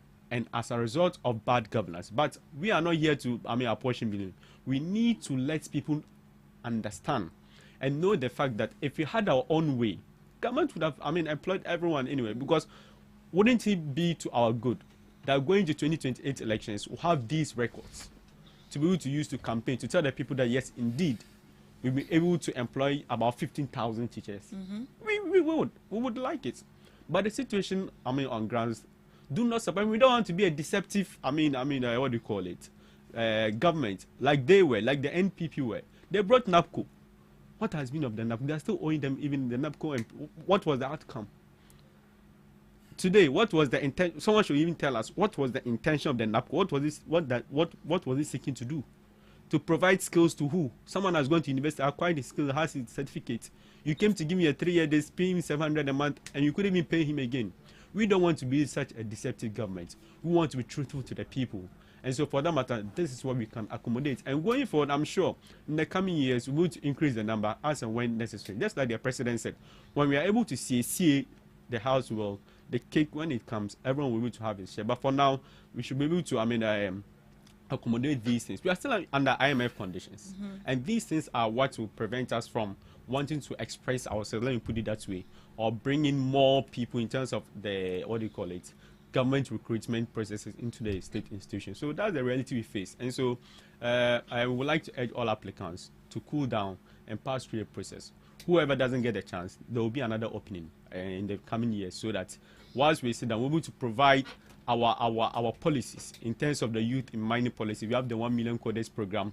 We have distributed national apprenticeship program. We have rolled it out. People have received their equipment. So we are looking at all the Ejuma program is also going on. People are being trained. So these are available, programs that we are rolling out so that we want to bring in more people into the employment sector, to equip them with skills and provide them a sustainable source of livelihood. Sustainable source of livelihood is what we are looking for, not just some, one-time things like the NAPCO that they did. Now today, we don't even know what has become of it. We don't know what, the intention. All those people, they've been displaced, but we are here to solve their problems. Yeah. So that means that teachers who applied and couldn't got recruited will have to wait for another year. I learned that the people that have been recruited now as the 2021 backlog teachers that were not employed by the previous administration, actually the people they've yes, usually that's what happens. And this is not carry forward. And the thing is that you see why some people prefer the training colleges because of some of these things, because once you are part of the government system, they come to what starts from there. They start enrolling from there, the backlog and what. So I think we will get there. We will get there. And I'm going to do 2026 for the end. Oh no! Those people are the issue is about budget constraints. The issue is about budget constraints. Once there is money for clearance by the finance minister, as much as we can accommodate, we will be able to accommodate everyone. You understand? So we are a developing country. Let's not forget that. We've not developed. You understand? When you go to the web right now and type developing country, Ghana is part of one of the developing countries. So we are making progress. I mean, our democracy is still young, just under some 30 years of democracy and what. So we've experienced some turbulence. So I don't mean these are the challenges that we are facing in terms of all these budget constraints and whatnot. But I don't mean that's why we have the mandate to make sure that we retain good governance. We don't bring in, people who will come in and just do whatever they want and leave us hungry, send us into, a coma of an economy where things were just bad, so bad that, we had no leeway in this country. So I don't mean His Excellency John Dramani Mahama, his appointees are upright working. And we need to make sure that the Education Ministry, headed by Haruna Idrisu, will do a good job in the coming days. Yeah. All right, thank you so much, Mr. Brima. Mr. Chambers, they needed 50,000 people, teachers, but they ended up employing just 7,000 people due to financial limitations.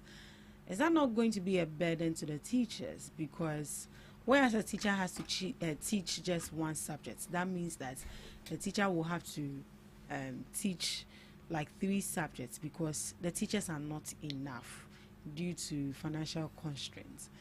Is that being fair to the teacher? Before I come to the substantive issue, I want to say that for the purposes of for the fact that some viewers or people are watching us, I want to make some clearance here.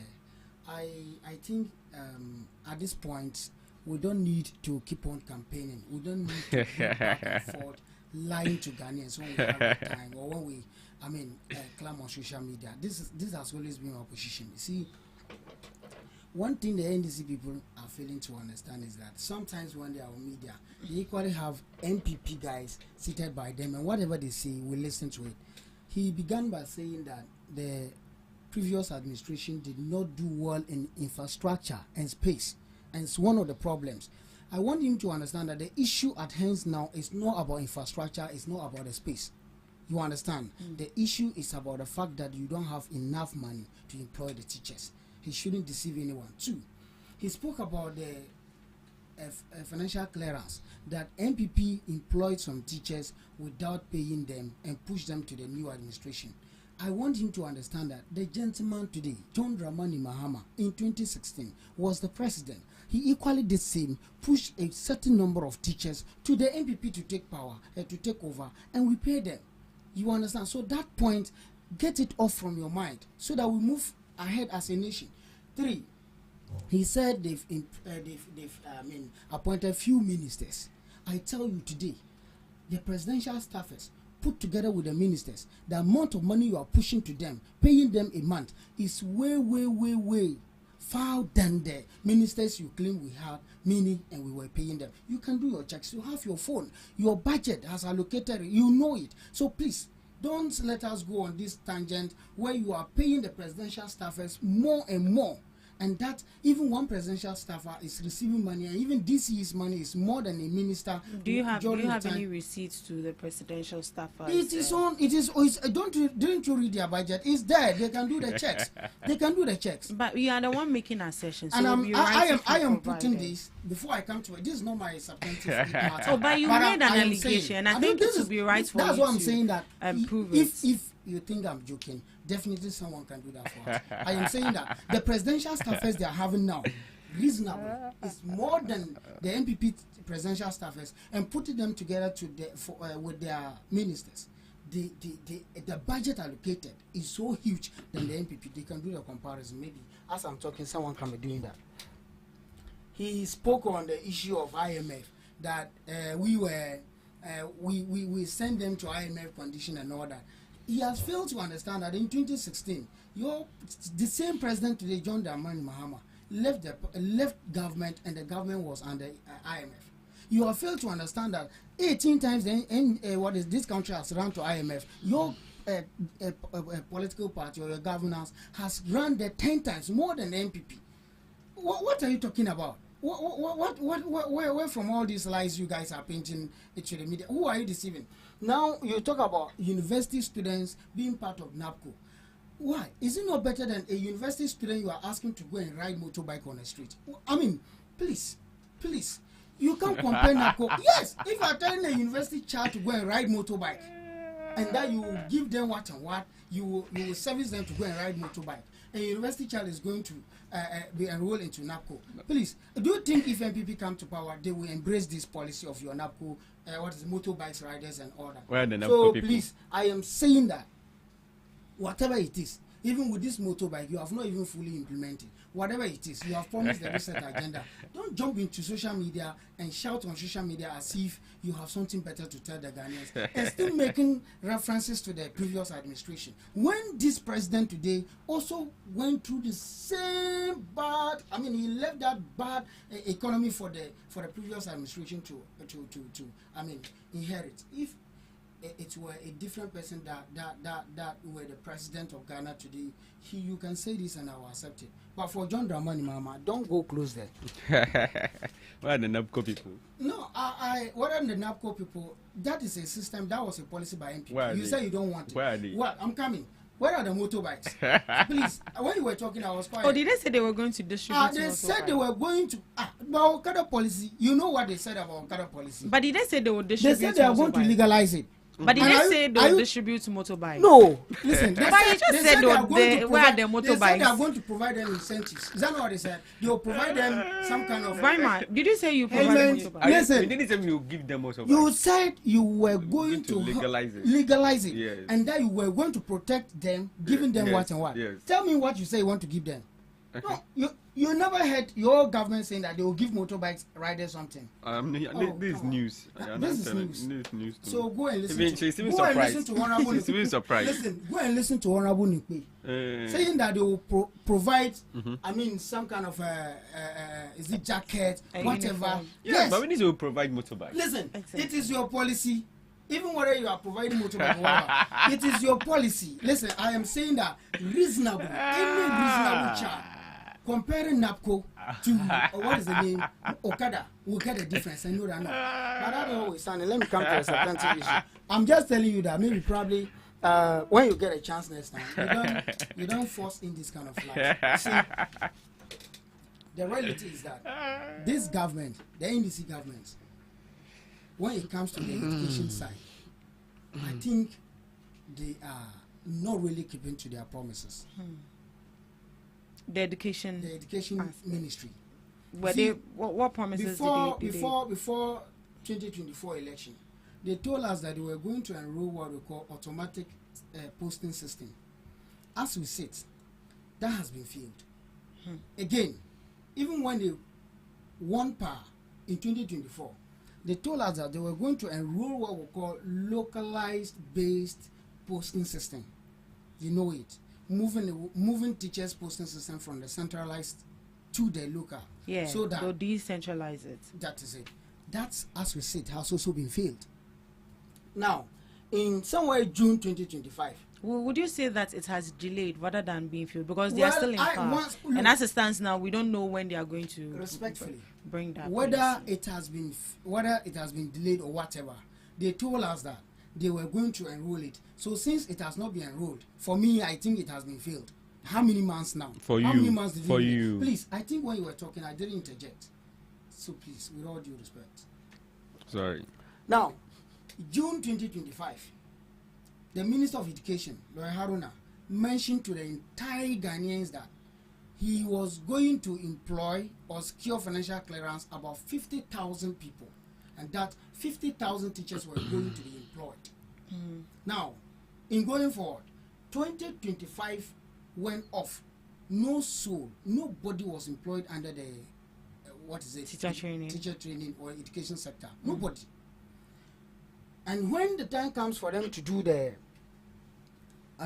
employment, the minister said they were going to employ 50,000 again. Then the finance minister told him that no, the 50,000 is not going to be possible. They don't have enough fund for the 50,000, and that has been relegated down to 7,000, not even 10,000 or 20,000. We need a lot of teachers. We need a lot of teachers in the system. Therefore, relegating it from 50,000 to that of 7,000, in fact, is nothing to write home about. let's be clear to the ordinary Ghanaian. Now, I want to bring in this. In all of this, I believe that there is something fishy about this Ministry of Education. What's so that fishy is why about the Minister of Education, Lawyer Haruna, is not able to deliver, is not able to do well, is not able to plan. So plan what's the fishy thing? You see, in all of this, what is happening is that there's this rising force between Lawyer Haruna and the finance minister. That's out of forcing. Because it means that proper engagements are not always met before Lawyer Haruna or the Minister of Education will pop up or will bring out any policy. Like it or hate it, that is the truth. And I'm here to make things clear. See, what transformed the administrative challenge into this political flashing or flashpoint or cataracts, if you like, is because of the deepest love for presidential race between the two ministers, finance minister and the education minister. Why am I saying so? We all understand that Lawyer Haruna is struggling so hard to replace John Dramani Mahama, and that the finance minister is also struggling so hard to replace John Dramani Mahama. These two ministers, yes, that is why when there is something like, oh, we are going to employ 50,000 teachers. The Minister of Education will announce that we are going to employ 50,000. The Finance Minister will come to tell him that no, we can't employ 50,000. We are rather going to employ just a few number, that is 7,000. We have a lot of teachers that are packed in the house. And anything, you realize that everything Lawyer Haruna have said so far, he has not been able to achieve any. And all the promises they made to the good people of the teachers in this country, they have not seen anything. So because of that rising tension, because of that force between them, that is why they will say that Ato is forcing, Lawyer Haruna is falling. And I can say that if Lawyer Haruna do not sit up, if he doesn't cry out in a loud voice to the head of government, I am telling you, his name, his image will be tarnished more. His name will be like that of a carpenter, a common carpenter under a mango tree, where you are known to only your family. Because the people are not ready to resource you to do whatever you want to do. The people are not ready to give you the enough money for you to employ the teachers. And so if you don't complain, if you don't talk, it's going to go against him. You realize that the unpaid teachers, those days or just some months back when they were doing the administration every day, calling on the Minister of Education to assist them to secure financial clearance for them. You remember what he said? The ministry told them, the Minister of Education told the unpaid teachers that, look, you don't look up to me. The money is not in my hands. I can secure financial clearance for you. Go to the finance minister. Is that not what Lawyer Haruna said? So I think there's something fishy somewhere. And I want to say that once they continue with this fight, it is the common teacher who has gone to university, who has gone to training college, pay his fees, sitting in the house will suffer. And so we are not interested in who becomes the next to lead the NDC or whatever. But we are interested in the common interest of the ordinary teacher in the classroom or ordinary teacher who has been trained, pay school fees, and the person is in the house.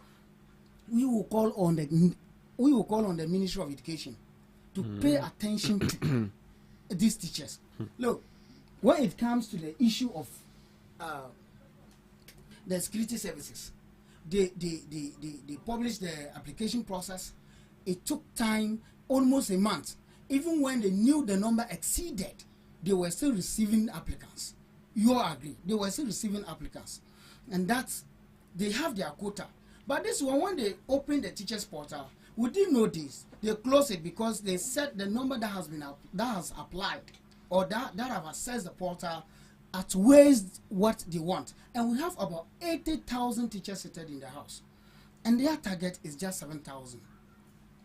And so if you can open the portal for the security services to apply, because you know they'll buy application forms, you'll get 200 and something Ghana cedis, and even that you have to push a large number to go and do medicals, where you will get over 1,000 Ghana cedis from them. That has never happened in this country, charging people at that price for medicals. You know you are going to get money there.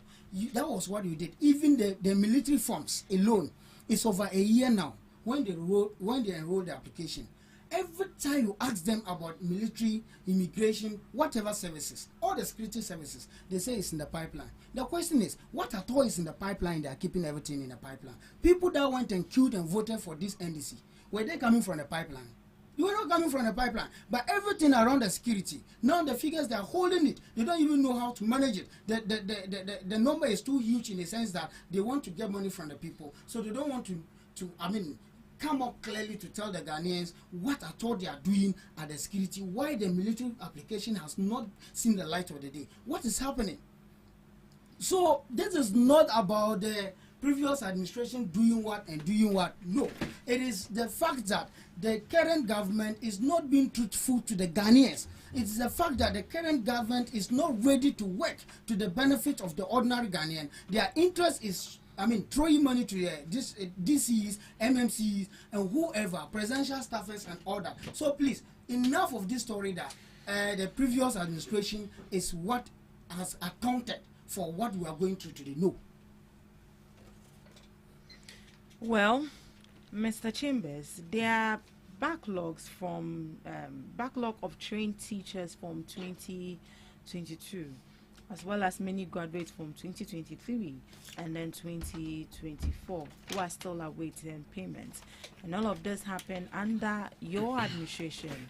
What led to these people not being placed or being enrolled? Very well. You see, with this issue of backlog and all that, I always want to say this. If you go and take 2015, you understand? If you go and take 2015, the number of teachers that were employed then, and you take 2016, the number of teachers that were employed, you understand that in 2017 alone, after the MPP took over from the same government today, we employed 33,810 teachers. That's trained and untrained into the system. From which year to which year? 2017, 2018. That was the figure, and that figure has never. If you go back to 2016, it was just around 7,000 or 8,000 teachers they employed. So it tells you that we were having some teachers were already in the system, that they were having issues with referrals and all that, even though they were not left in batches. But teachers were there who were not employed. So when MPP came to power, the number also increased, and you can attest to the fact that if you take this number 33,810, it is just for some 3 universities. The number of students Winneba, the number of teachers Winneba trained, and some other training colleges trained in a year from 2018 down, you will see that the number has been increased significantly. Those days, 2012 down to 2016, there was a quota for every training college to take applicants. To take students. There was a quota because of the single span. So a training college was supposed to take a reasonable amount of people, but when MPP came, they changed it. That you could see more and more of the students enrolling into one training college or one university. That is what happened. So we have a lot of teachers, and the number increased significantly. So if the number increased significantly and the MPP hasn't been able to absorb all the teachers into the system, and now you have come, what you can do is not to reduce the number from maybe your announcement 50,000 to 7,000. We are saying that first in history, we are hearing this low number of applicants, the employment or vacancies. This has been a low number. 7,000 is nothing. If you go and take 2017 to 2024, we have never encountered this kind of number before. So I want to say that we now have a lot of teachers in the system. A lot of the students are going to school. And I want to also say that the Free Senior High School has pushed a lot of students who were struggling to go to tertiary. Now most of them are in tertiary and they have completed. So even if you cannot employ all of them, just like MPP was doing, you employ a reasonable number. So what number would you propose they employ? Why did Lawyer Haruna, the Minister of Education, announce 50,000? and now reduce it to 7,000. Because those were the that slots available, and those were the allocations. Initially, Lawyer Haruna knew that a lot of teachers are in the system, and that 50,000 would be okay. Are you getting it? 50,000 would be okay. And so he announced 50,000. And before he comes out to make this announcement, you must have engaged with the leadership before. Wait, let's get something clear. Go ahead. He didn't announce to the people that they are opening the slots for 50,000 people. They said they will be opening the slot in this June 2025. They will be opening the slot for 50,000 teachers. This was what they mentioned. This is what Lawyer mentioned. So what he mentioned, from what I read, is that ideally it's actually 50,000 people they need. They didn't say that they were going to employ. I don't know if you can finish out with that, because my research has what I heard is that Honorable Lawyer Haruna mentioned 50,000 that they were going to employ. Yes, that was their target. 50,000 was their target. That this thing, he stated it without any equivocation, no ambiguity. The statement was clear. All right. Mr. Brima. Yes, please. I believe you have a reaction to what he said before I come with my question. I think my brother just likes to, swim in speculations and whatnot. Whenever he makes a claim and you ask him to just simply provide proof, you ask that you should rather do the search yourself. Oh no, you ask me of the amount of money you are throwing to ministers and then presidential staffers, right? So now I'm done. I can give you the evidence. No, I can give you your budget. No, I will give you the evidence. That's what you asked me. You asked for the evidence. The issue is that when you are communicating, you need to have your facts right. Exactly. You don't make a claim if you. Be calm. You don't make a claim if you don't have evidence to back it, because you are speaking to the minds of people. You are speaking to people who perhaps even are also knowledgeable just as you are. And you need to prove your point, because when you start to say, oh, they receive presidential staffers, even receive more than some people, we are just interested in paying more presidential staffers and whatnot. You, at your time, you had over 1,000 presidential staffers. That is fact. 900. I'm telling you, search right, 998 presidential staffers during NPP's era. They were there. I'm telling you, you had 998. But even that one said 198. You said over 1,000. Yes, over 1,000. You know what happened? The Auditor General then went in to audit them. When the reports came, they said 998. When we were making the claims that they were over 1,000, they came in 998. How many? You said over 1,000. I'm telling you for a fact that when you search right now, we have over 1,000 presidential staffers at your time. When they went to do proper testing, they said, oh, they are just 998. 998, how many to reach 1,000? 2. Those were the people you camped and you were paying them air conditioning. They were sitting there. All they knew was to come online and be typing and be responding to people. That is your record. Search right now, you will see. So when it comes to wasting public funds and whatnot, the least said about you, the better. You left us at a whole national cathedral. Where is the money? Don't bring this issue of you understand? Go to my village. You don't see how it's going right now. Please, let's stay to the issue of teachers. If you want us to go into this conversation, Mr. Chambers, I'm not having my evidence here. I think it would be appropriate if you don't. No, even with the staffers he's talking about, I think you should do your search. He's lying. Please, I beg you. All right, fine. You can go ahead. You start here and said so many things. I could have interjected. You started from presidential ambition. I don't know NDC has opened nominations for presidential elections. You are not in our... That is your struggle. That is your struggle. You are not in our party. I don't know when you knew that we opened slots for presidential. You are talking about there is a scam between Harun Idrisu, at the first one become president. But that is what is that? How do you come out to mention 50,000 and the following day? What kind of contenders will come and tell us different things? Oh, but what kind of speculation is that? Has anyone declared intentions to run for NDC presidential ambition? Actually, you need to speak to facts. Don't just speak to speculations. You are not. I mean, we are on a platform. We are on a serious platform. We are on a serious platform. Do not indulge in. I mean, those kind of what do you call it? That is a fact. That kind of street talks without. I mean, you need to speak to what is available, what is on record. Has anyone come to claim that he or she is going for presidential admission? No. Has anyone come to claim that has the NDC opened nominations for presidential elections? No. These are things that we are looking at the suffering of the ordinary Ghanaian. People have gone through education for 4 good years and they are sitting at home. And you are here talking about people's presidential ambitions and whatnot. He made a claim of 50,000. Perhaps it's even across the 4 years that he's even talking about. This is our first year. For crying out loud, we are just a government that's less than 2 years who have come to meet your messed up economy that you left us. We are not complaining, we are fixing it. We are fixing the problem and gradually we'll get there. You use 8 years to blame John Dramani Mahama for the 8 good years. Every time, everything you could hear from the NPP was John Mama did this, John Mama did this, John Mama did. You complain about John Mama for 8 good years with absolutely nothing to show for. Because if you had things to show for, if you had built this country the right way, if your policies were that prudent enough, we wouldn't be here. Would we come to meet a backlog of people? You are telling me that we left you a backlog. So you are not equalizing what we did. No, we don't even. That's what you are saying. You are not equalizing. So that means that 8 years, you were not prudent enough to be able to fix these people into their various places. Meaning you failed in that regard. You're not able to produce enough results. For which reason the people voted against you. And so for that matter, a new government has come. And what is the new government doing? We are making sure that we cut down our costs as much as we can. I have proven it to you, which is on record. We have less than the number of ministers we have, and less than the number of ministers you have. You understand? We have proven to you, for a record, that today, people are going through national apprenticeship program. People have received the equipment. It is fact. We have distributed it. We have launched our free coders program for 1 million young people who are interested in coding.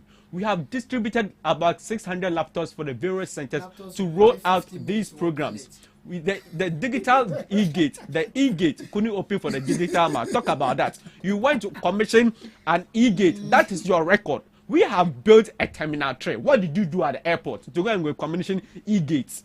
That is your record. You just come and you just put in things that do not even matter to the ordinary Ghanaian. You want to save you understand? The teacher's attention. So at the end of the day, when you talk of debt, you have debt.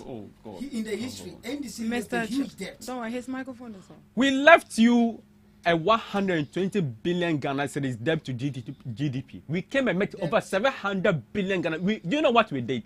We cut down the size of this debt to about 600 billion Ghana cedis with what? Our exchange rate. Today, the exchange rate is doing so well. That is what people are interested in. We have brought less burden to the people. Today, nobody is paying for e-levy, no betting tax, no COVID-19 levy. Those were the burdens that we put on the ordinary Ghanaian. What are you talking about? So today, those things are easing burden on the people. Today, no one has to send e-levy, to charges to anyone, to send 100 cedis and be charged.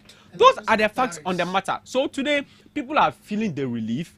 And so for that matter, we must give the government a chance. We must watch the government do. You see, we are open to criticism.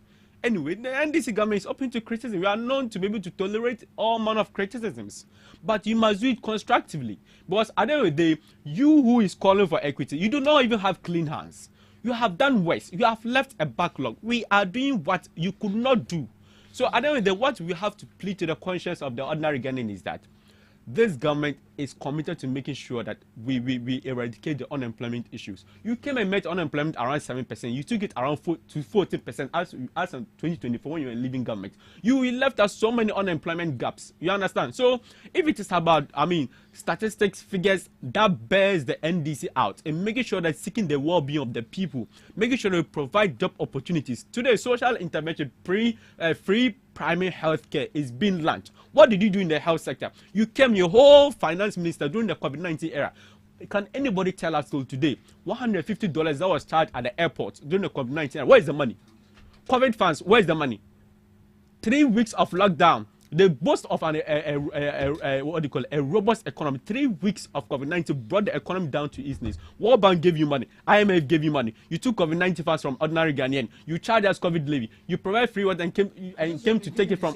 So I am telling you that these are the things that we faced during your era.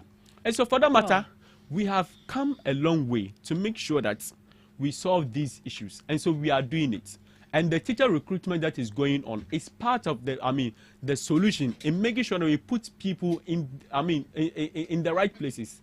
It's not going to happen. It's not a 9-day wonder. We admit to the fact that yes, these are the challenges we have come to face, and we are solving it. You who has caused the problem, you think you have that moral temerity to come and talk about the issue? No. So I don't. They will plead to the teachers. I don't. They should. Recognize the fact that had the resources been available, government will go towards employ all of them. I mean, put them into the various, I mean, schools that they want. I don't know if these resources are not there, and we give you the employment, we recruit you. First, some of them have to go and seek for accommodation. You also have to take care of yourself, transportation and all that. If government cannot pay you at the end of the month, wouldn't you even say the government is being wicked? The government will be wicked if you have to force to recruit you without paying you. And this government is a truthful and honest government, and I am proud of the leader that we have in this country. His Excellency John Dramani Mahama, the honest president, one of the finest in Africa that we can find. He will not do it. He will not put you through. He will not let you go through a recruitment process where you will not be paid. So is this so is this like a short-term solution to these problems? What will be the long-term solution? So you see, it is a short-term to long-term, I mean, solution to the problem. Because it looks like any other government that comes into power, they, for the lack of better words, they play with our education system, which I feel like we shouldn't buttress our education system with politics. Yeah. Because it looks like when this government comes, what they want to do, what they think is going to benefit them is actually what they are going to do. So looking at all these problems and looking at the problems that you inherited from the previous administration, what should be the long-term solution to problems and when it comes to recruitment of teachers? We have what we call the GET Fund, Ghana Education Trust Fund, from infrastructure to student scholarship. One of the biggest social interventions you can think of in the educational sector. That was done by the NDC. Our track record is clear. We built e-blocks, which they came to use to add to their free senior high school.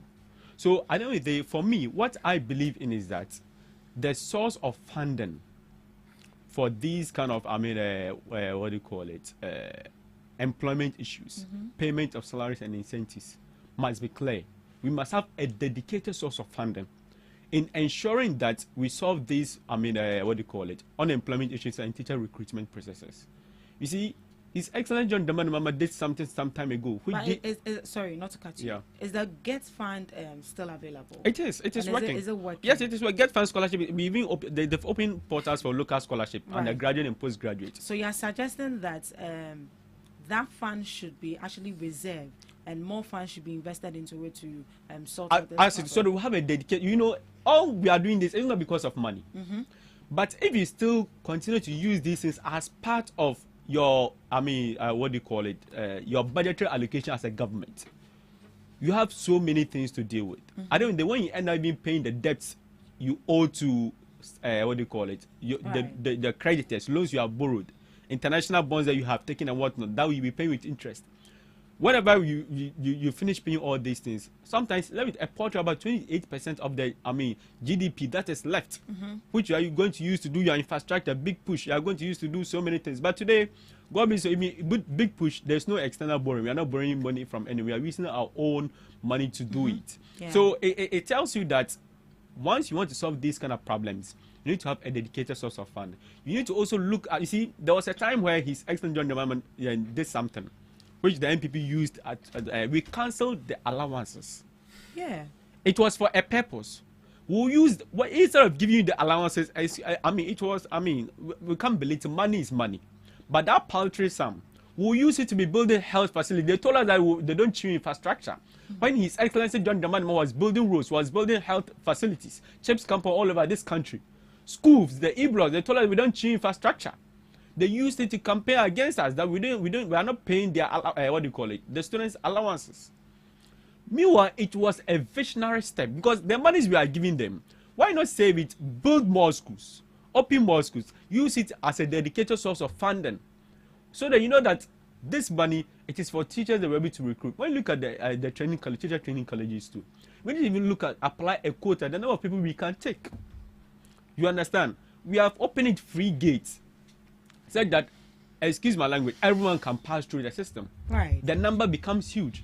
When they complete, we cannot pay them. We cannot recruit them. Right. So it's a long-term, it's a problem that we need to look at these kind of long-term measures. I don't think they will be able to solve it going forward. But I believe His Excellency John Dramani Mahama and the NDC government will be able to make sure that in the coming years, we'll get everyone sorted. It's a process. We'll get there. And I assure the team youth that, This is the only government they can trust their mandate with, and that we will get there. Right. So IFES has criticized the government decision to recruit 7,000 teachers, arguing that it reflects weak planning and a lack of long-term strategy in the education sector. And he comes in wake of government defense of the recruitment exercise, of which the minister has maintained that financial limitations is actually the ability, states the ability to employ more teachers, despite acknowledging that up to 50,000 may be actually needed. Mr. Chambers, what can you say to this statement from IFES? Do you agree that is due to lack of planning or weak planning, that we don't actually put in long-term strategies to sort out this problem? Because if they were, we wouldn't be where we are today. I thought you would give me a chance or opportunity to counter some of the things you said, but then I've okay. given. I believe in you are the host, so I believe in you. Before I come to your question, you see, let's be honest with ourselves. But you can actually react. You have your time. I know. That's what I'm trying to do. Okay.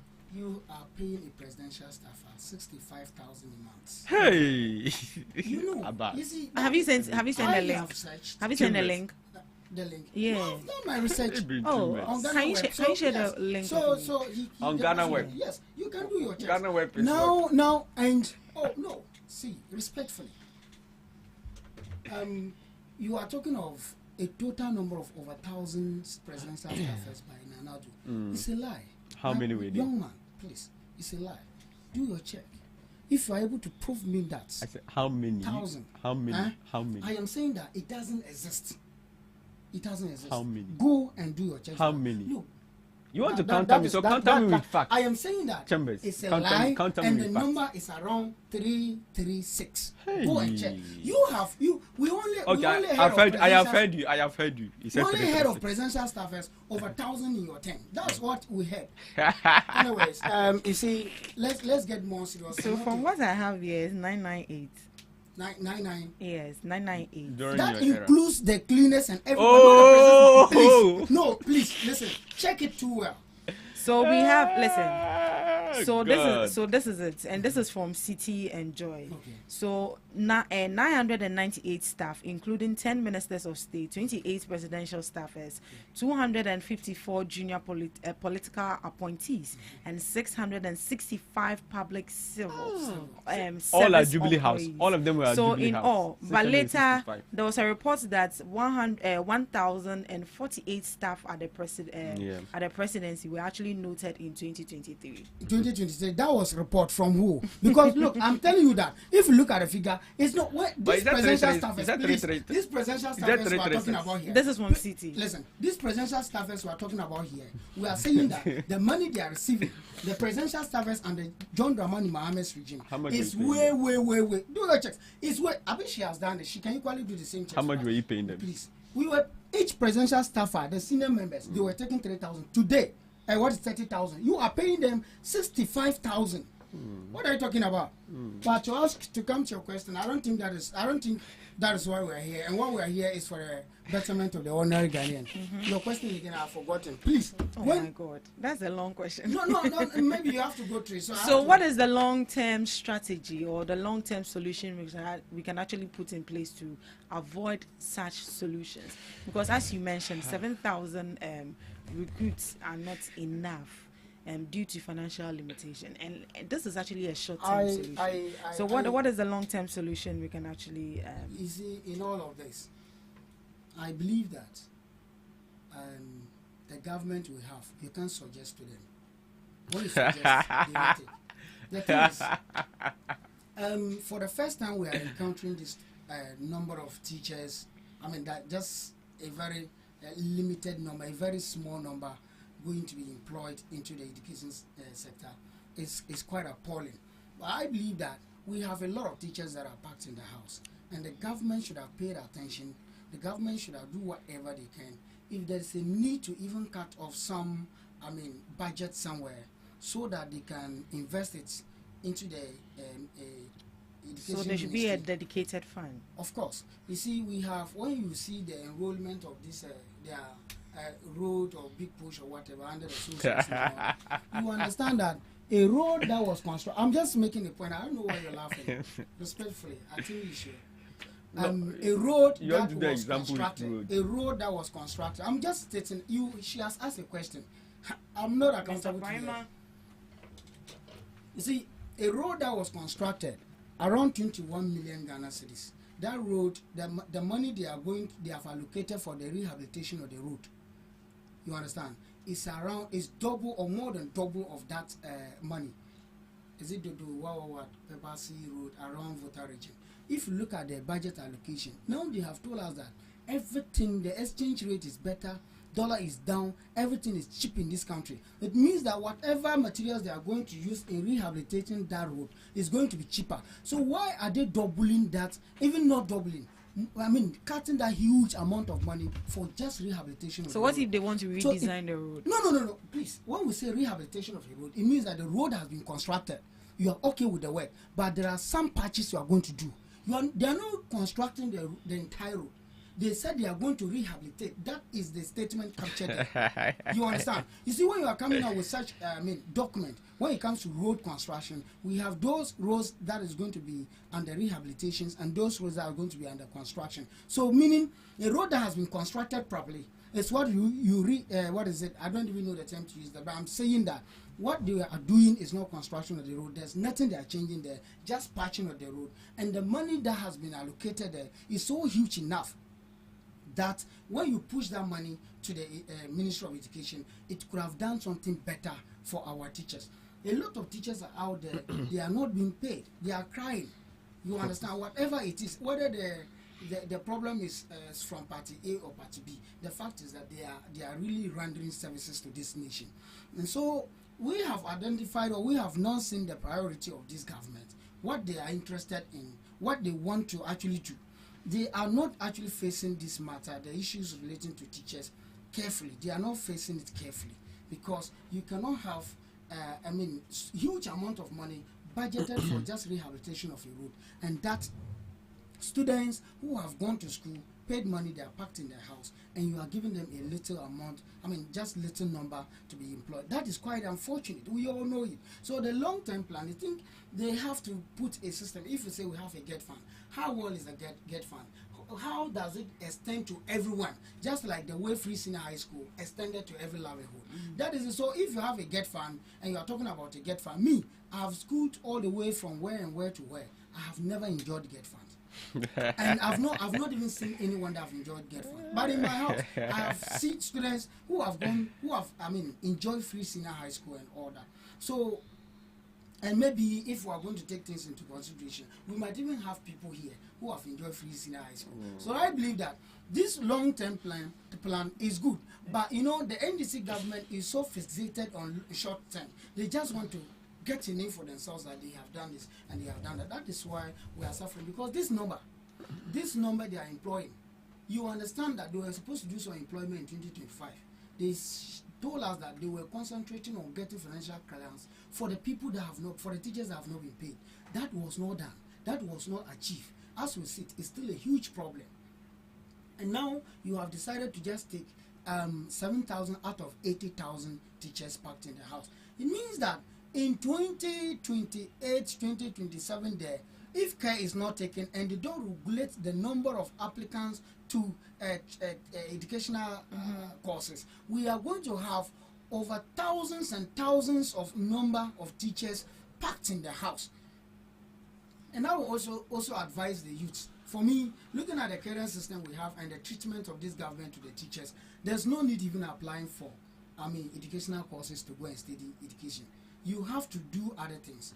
And even if you are a teacher, you need to get yourself somewhere. You need to do other businesses to support yourself. If not, all the incentives, all the allowances they promise and all that, somewhere along the line, they even tampered with some of the teachers' allowances. The teachers who are already in the system, saying that the system wasn't good enough for them to pay them. Good. And I was asking myself, which system was good for presidential staffers to be paid? Which system was good for the DCs to be paid? Which system was good for the CEOs to be paid? But that system, when it came to the teachers, it was not good enough for the teachers' allowances to be paid. Meanwhile, they received their salaries. Therefore, teachers must rise up reasonably to start doing things for themselves, especially under this regime, because what they are receiving is nothing to talk about. And those who are even packed in the house, if you have completed training college or nursing training, you have done an educational program, you are packed in the house waiting for the new government. The government have promised us a certain agenda to come and employ you. Where is your faith today? Where is your faith? Right. Thank you so much, Mr. Chambers. Well, EduWatch has raised some concerns. So EduWatch demands publication of teacher position plan for the 7,000 recruits.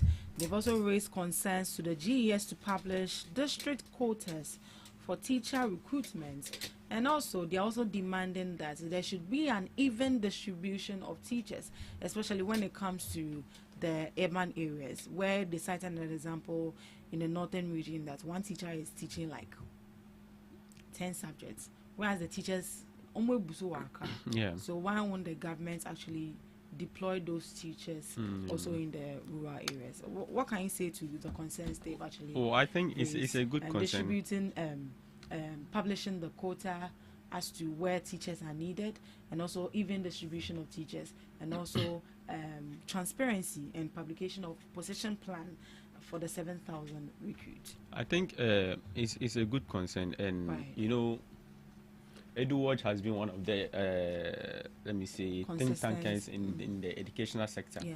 And so when they make these kind of inputs, we do appreciate them so much. And they are right. The ministry has not also decided that they will shield anyone from anything. They are going to make sure that they put out everything. And the request they've made, I mean, Honorable Haruna Idrisu, the one of the best performing ministers so far, will definitely come out to do the needful, because I don't see what he will hide. They need to put out the quota. Yeah. You see, the so issue. They were going to apply for an RTI. Remember the last time we were here discussing the issue about the doctors refusing posting to the northern. Yeah, to the northern. Is it the same thing with these teacher recruitment? Sometimes it's not from our leaders; it's from we ourselves. But it's because these areas are not actually developed. So Adam, who do we apportion the blame to? Is it the politician? Definitely. Is it the people? You see, there are some people. Again. You see, there are some places that are adamant to change. No matter what you do, people are used to living that kind of comfort zone and convenience. In the sense, though there are not much resources, how you try to bring development there. You see, for the northern sector especially, so many land disputes, so many chieftaincy problems. You understand? Yeah. And in terms of tribalism and whatnot, those are some of the factors that are mitigating against rapid development over there. Yeah. And so when politicians tend to want to send development over there, you see so many issues that come up, which prevents some of these things. But I don't think we have to make a conscious effort to make sure that we develop the northern sector to be, if not even as the same, but at least closer to the southern sector. What is it all about? It's all about making sure that businesses and entrepreneurship are located over there. It's all about making sure that if it is moving some offices over there, in terms of ministries or whatnot, so that at least access to the big places and what people will have to tend to move to the northern sector. All of these things, it's all about basic amenities, access to potable, water, internet connectivity, electricity, roads, road network not being good. So when all these problems are, have been solved, or if at least they've been addressed within a time period, we will to move the some teachers over there. When I was coming this morning, I was listening to the Minister of Health. He was even speaking in relation to this free primary health care. That in terms of the recruitment process that has come, they are going to make sure that you, the individual, you post yourself. They'll put in the available regions. Let's say northern region, Savannah region. Right. It has been open. You go and see northern region. Let's say Bunkrugu Yoyo is there. There is vacancy. You go and see it. You apply. You go to the place for interview to go and have a first-hand look at the place if you like it or not. Oh, okay. You understand? So if you don't like it, would you come back that is, the government cannot force you anyway. Oh, okay. But would they give you the chance to yes, come to back select if different. if you don't like No, them. they're not. They're not going to. You are going for an interview. You're going to have a first hand of the place. If you go and it is not convenient, you don't like it. You don't like it. You have the chance to opt out or to wherever you want to and Choose come to look at another. the other regions that are available. That You are understand? available. Okay. But it is something that we need to encourage every teacher, every Ghanaian worker, that the taxpayers' money does not discriminate. The taxpayers' money comes from all these people that you are neglecting, whom you do not want to go and stay with and teach them. Even these underserved communities, or let me say rural areas, are even more accommodating. They eat even healthy and better foods than even we in the cities. And their lifestyle, I mean, they don't go to work 7 a.m. and return at 9 p.m. or 10 p.m. Where, I mean, by the time we are already tired and what. So we need to collectively, as a country and as young people, to tell ourselves that if the nation must develop, we also have a role to play. Because nation building does not just come from our leaders. So what, I mean, Edward has said, it's right. It's right. The ministry needs to put out the quotas, which district, how many are they taking, how many people are going to this place, for us to just see. Because I don't think we need to make sure there's equitable distribution of the teacher recruitment, so that no district will feel neglected or whatever. But at the end of the day, let us face the fact we cannot serve all communities, we cannot serve all districts.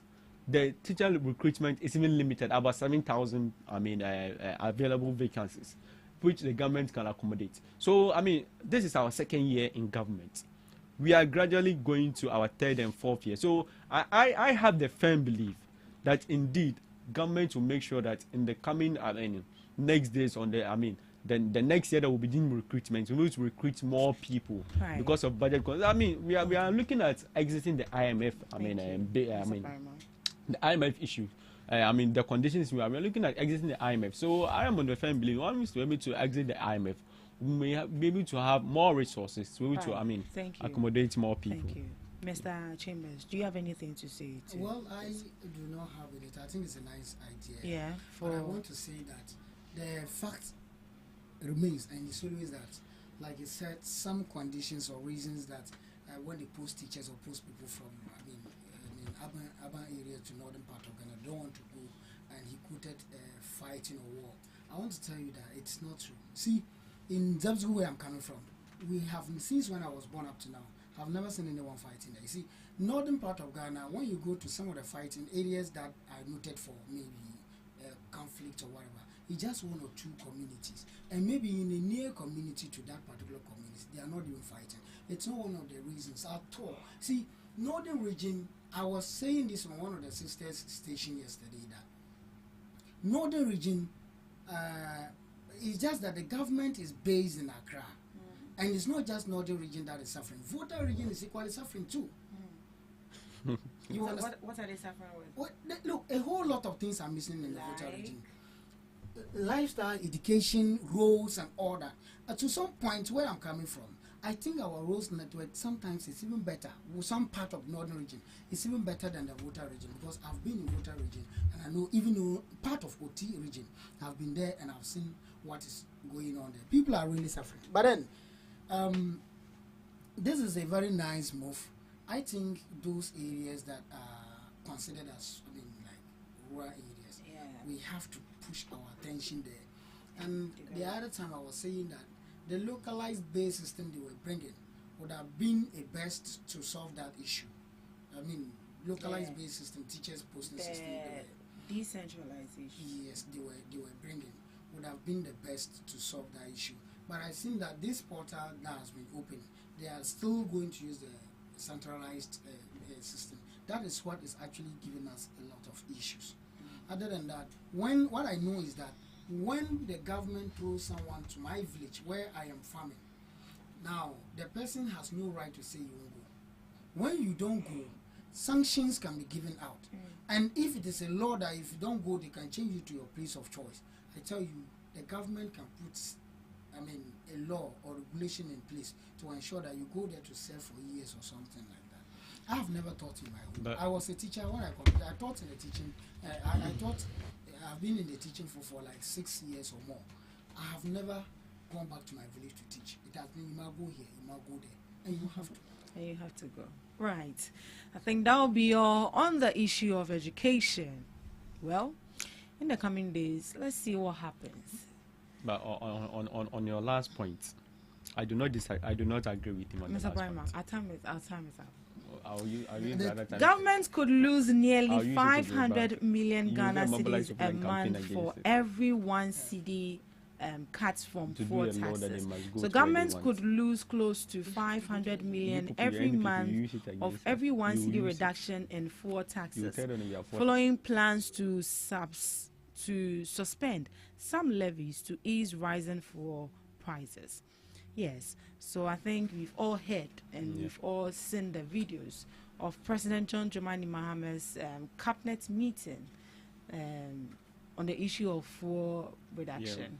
And some taxes actually been reviewed, but we don't have information on what specific taxes will be reviewed cut down or will be cut or down. But removed. we've heard from some tax analysts and also energy experts that it will be proper to maybe take off the bust, take off maybe the 1 cedi. But once we have the factual information about which of the taxes will be taken off, I think you'll be the first person to know. But looking at the taxes that will be scrapped, that means that government is going to lose money.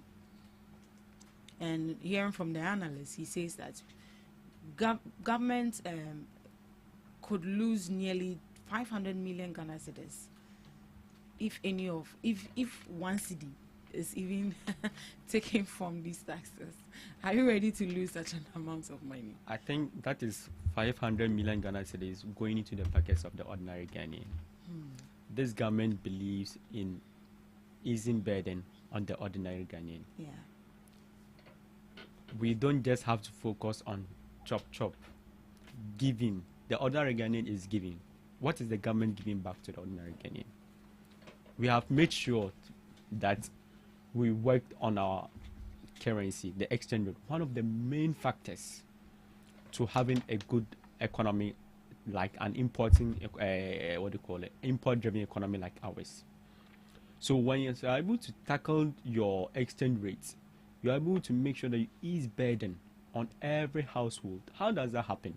Because when those who go to import take less lead, when they need less cedis to be able to exchange to dollar and be able to buy their products and come into this country, it affects the prices of goods and services. When the price of goods and services reduces, you bring burden, easing burden to the ordinary Ghanaian, because we will now go to the marketplaces. The price of goods and services will reduce. You are putting in more packets to them. You are bringing more comfort. Transport services we have in this country. In a long while, we had our fuel prices going as low as single digits. All those things brought ease to the ordinary Ghanaian. So what this government is focused on is a people-centered government. We feel the impact of the international war that is going on between the US and the Iran and whatnot, and that is causing the increasing in fuel prices as we are going on. Although we've been able to work on the exchange rate, but that is another factor. So at the end of the day, what do you do as a government? You have cut down your expenditure as much as you've been able to do. You are rolling out programs which you will need money to run. You are rolling out policies. The National Apprenticeship Program, you need to distribute, equipment to people to work.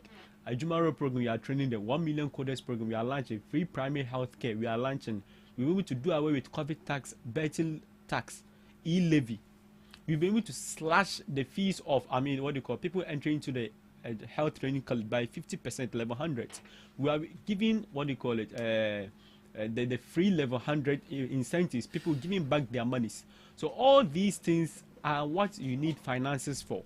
So if you need finances for all of these things, and you're able to place in tax, such as the D-levy, to be able to solve the energy sector, and there is a looming crisis for which we are just doing it for a short period. I learned the president about some 4 weeks or so. So at least, you see, if you don't do this, and people will feel the monies they pay, the tax they pay, have no use. So experts will have their say, as in it's a loss. But what the government believe in is that the 500 million Ghana cedis is a direct, relief you are giving to the people. DPRTU and the likes, they are just on standby. That's what they know. Waiting for, oh, it has shot up. They will increase prices right now. So I don't know. The people who go back there, it is what government driven. What do you call it? For which reason the prices are increasing for the goods and services. So what the government is doing is that we'll be able to remove some of these taxes for the time being and watch, the international, the war that is going on and see how best we can bring more relief. This is not rocket governance. The NPP made it look as if governance was some rocket science, but we have shown them that this is prudence. This is about a people-centered government, social democrats. Then this is what we are known for. So no one should be bothered. Just as we've been able to remove the e-levy and the betting tax, and yet we have been able to sustain the economy for this long. In the long while, we've not seen people even complaining about exchange rate issues again. People have seen the stability that has come with it, and that is what the people are looking for. So the taxes that are going to be removed, I know His Excellency John Dramani and the cabinet have taken a decision, and that decision will go a long way to help us to ease some burden. I don't know what we should then be hoping for, that this conflict that is going on, the US-Iran war, will be able to come to an end soon. If it doesn't come back, I am of the firm belief that the way this economy is going, we'll be able to sustain the shocks that will come with it and be able to get out of it very good. This is what we call Abba in Papa Abba, bringing relief to the doorsteps of the ordinary guy, and that is what we are going to do. Yes. All right, Mr. Chambers. Yes. The country is losing 500 million, nearly. I think it's not a problem to lose 500 Ghana cedis. You think it's not a problem? 500 million Ghana cedis, not a problem at all. Oh, really? We actually have gains. You understand? The government can gain and the government can lose. At the end of the day, like my brother was Why don't you saying, think that's too huge? That's not too huge. He was saying that the government losing 500 million Ghana cedis still goes back to the ordinary Ghanaians. That is very well. Now, to the matter at hand. Look, to be honest with you, Ghanaians out there are going through a lot. And this has to do with the fact that there are some exogenous factors affecting us, whether we like it or not. People are painting the picture to make it look as if everyone or everything is well for us. Everything is not well. You know, when there is an increment in the fuel prices, definitely it affects all the companies. Yeah. Now, we are told that we have 70% of our natural gas. Even with this 70% of our natural gas, when we were confronted with huge exogenous factors, not getting it off, they are going to suspend it. Yeah. Now, you understand that the levy was introduced, the Doomsday levy was introduced. The primary reason of the Doomsday levy was to, buy crude oil or fuel to power our plants. That was the primary reason. Or to pay the debt? No, not to pay the debt. They said, if you listen to the Interior Minister, and if you listen to the Energy Minister, they said if you can go to the filling station, buy fuel, pay 1 cedi, it means our lives will be on. Now, that reason has been relegated. Madam, you agree with me that when it comes to the issue of energy sector debt, we all know it's a legacy problem. It's a legacy problem. All the time I say that it's a long-standing structural problem. Right. Because the fact is that the more you pay, the more you get it. You know, this government today left in a debt at the energy sector, which I don't want to talk about it. I don't want to go back there. But I'm saying that the Doomsday levy, we are not seeing the impact of it. Right. Today, where I sit, I am saying that in my house, where I'm coming from, every time, every day, we experience lights out. Right. We know we have technical issues. So, not to cut you, the energy sector levy in Ghana is primarily paid to tackle a massive energy sector debt exceeding $3 billion aimed at preventing power outages and securing fuel for power plants. And this amendment, which added a 1 cedi, is intended to pay off debt owed to independent power producers and ensure the long-term sustainability of the power sector. The first time they introduced this doomsday levy, if you listen to the interior minister, I listened to the interior minister. By reading from Daily Graphic, it's paying the debt as well. Yes, he said. Yes. So if this is calculatively, the interior minister said, if you can go to the filling station, buy 1 liter of fuel, now that the fuel has been reduced, and you can pay 1 cedi, it means we can keep our lights on. To prevent outages. That is it. That was what he said. The energy minister equally said same and said that this government has been able to reduce the price of fuel and the price will not go up. I have the video here.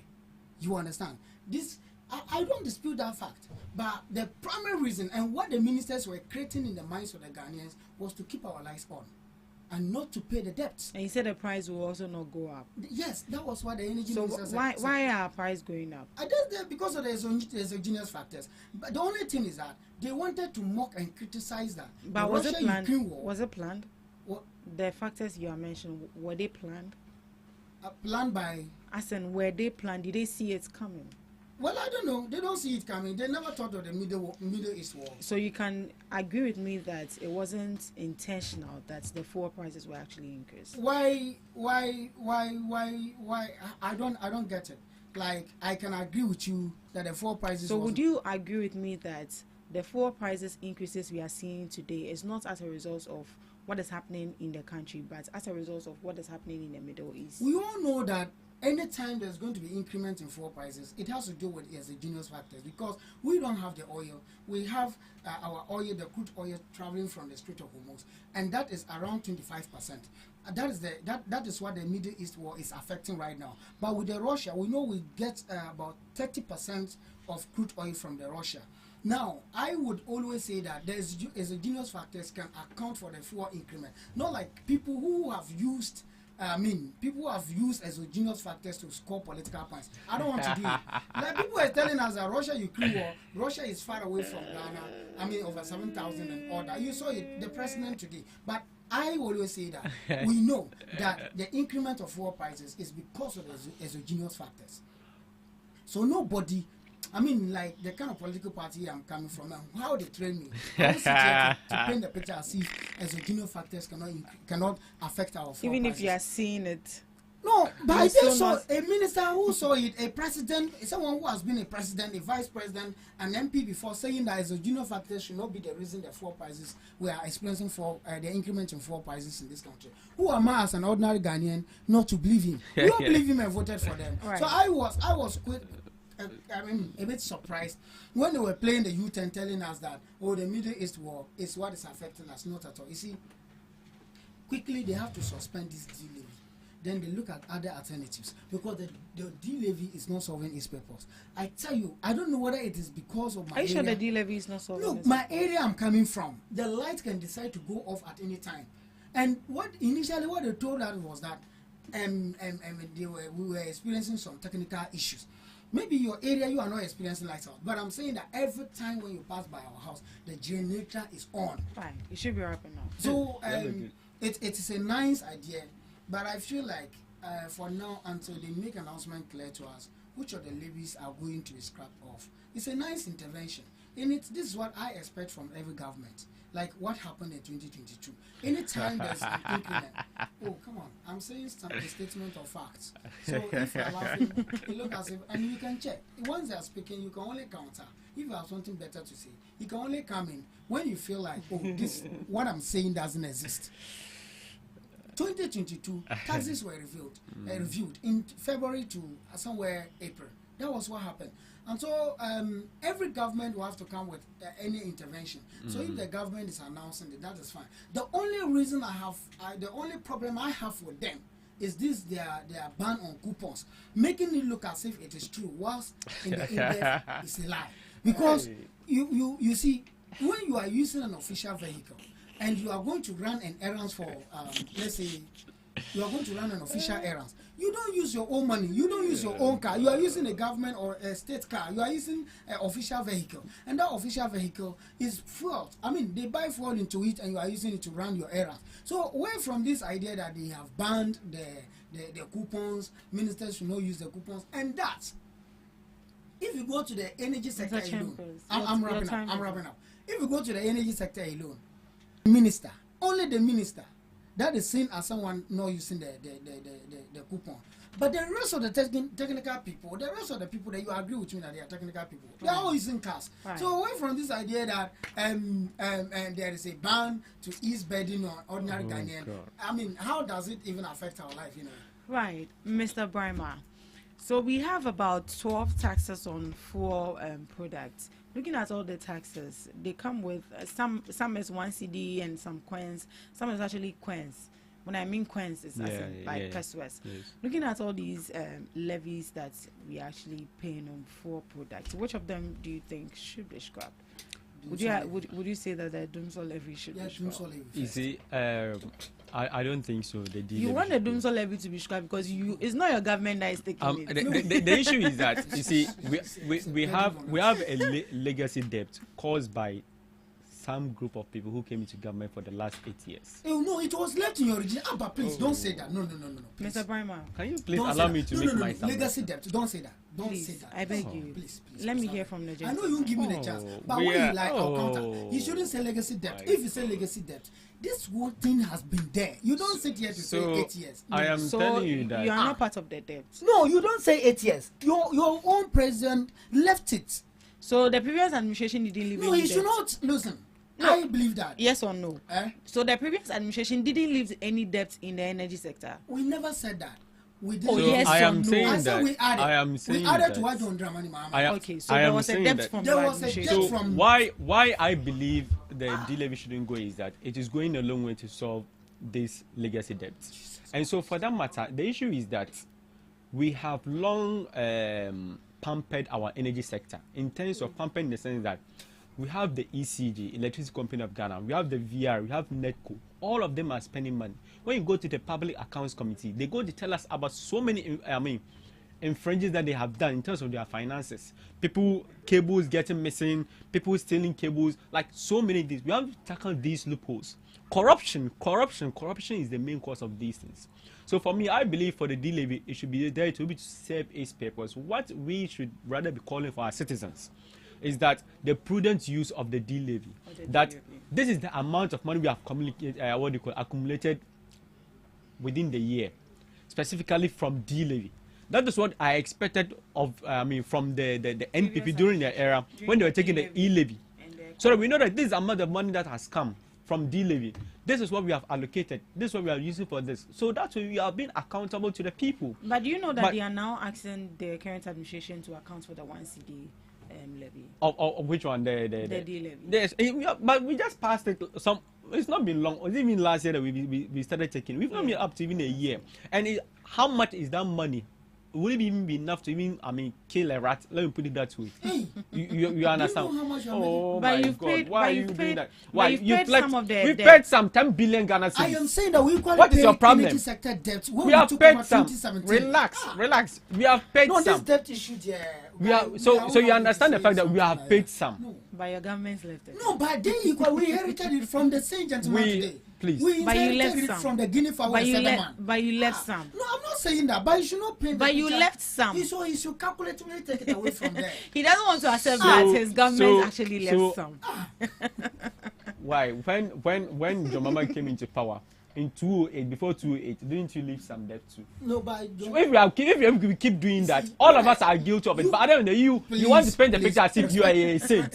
What are you saying? You said are you a saint? You said it's a legacy problem. What is a legacy problem? That's what I'm telling you. That has been there. Oh, I'm telling you that. When you came 8 years, if you had been intentional like we had been, if we were taking the delay, the taxes, the ESLA, you criticized ESLA, you did demonstration against ESLA. When you came, you increased ESLA. You increased ESLA. You increased ESLA, yet you couldn't make anything out of it. We are still where we are. You perform abysmally, symbolically, for which reason you had a massive loss in 2024. Please, don't go there. Don't go there as well. When it comes to Russia-Ukraine war, we are talking about what was happening. Why? Russia-Ukraine war was going on. We had a president still flying in private jet. He had to take the lives of Okudida Blakwa to come and talk about it for him to stop using a private jet. When we were talking about Russia-Ukraine war, we still had about 1,000 presidential staff. When we're talking about Russia-Ukraine war, we had people still implementing e-levy to burden the ordinary taxpayer. when we're talking about Russia-Ukraine war, you were increasing your spending.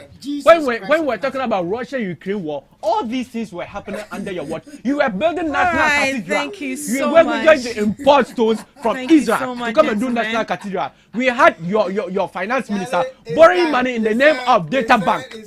Borrowing money in the name of data bank. Your finance minister cannot come into this country. Your finance minister cannot come into this country. What are you talking about? Thank you what so are you talking much. about?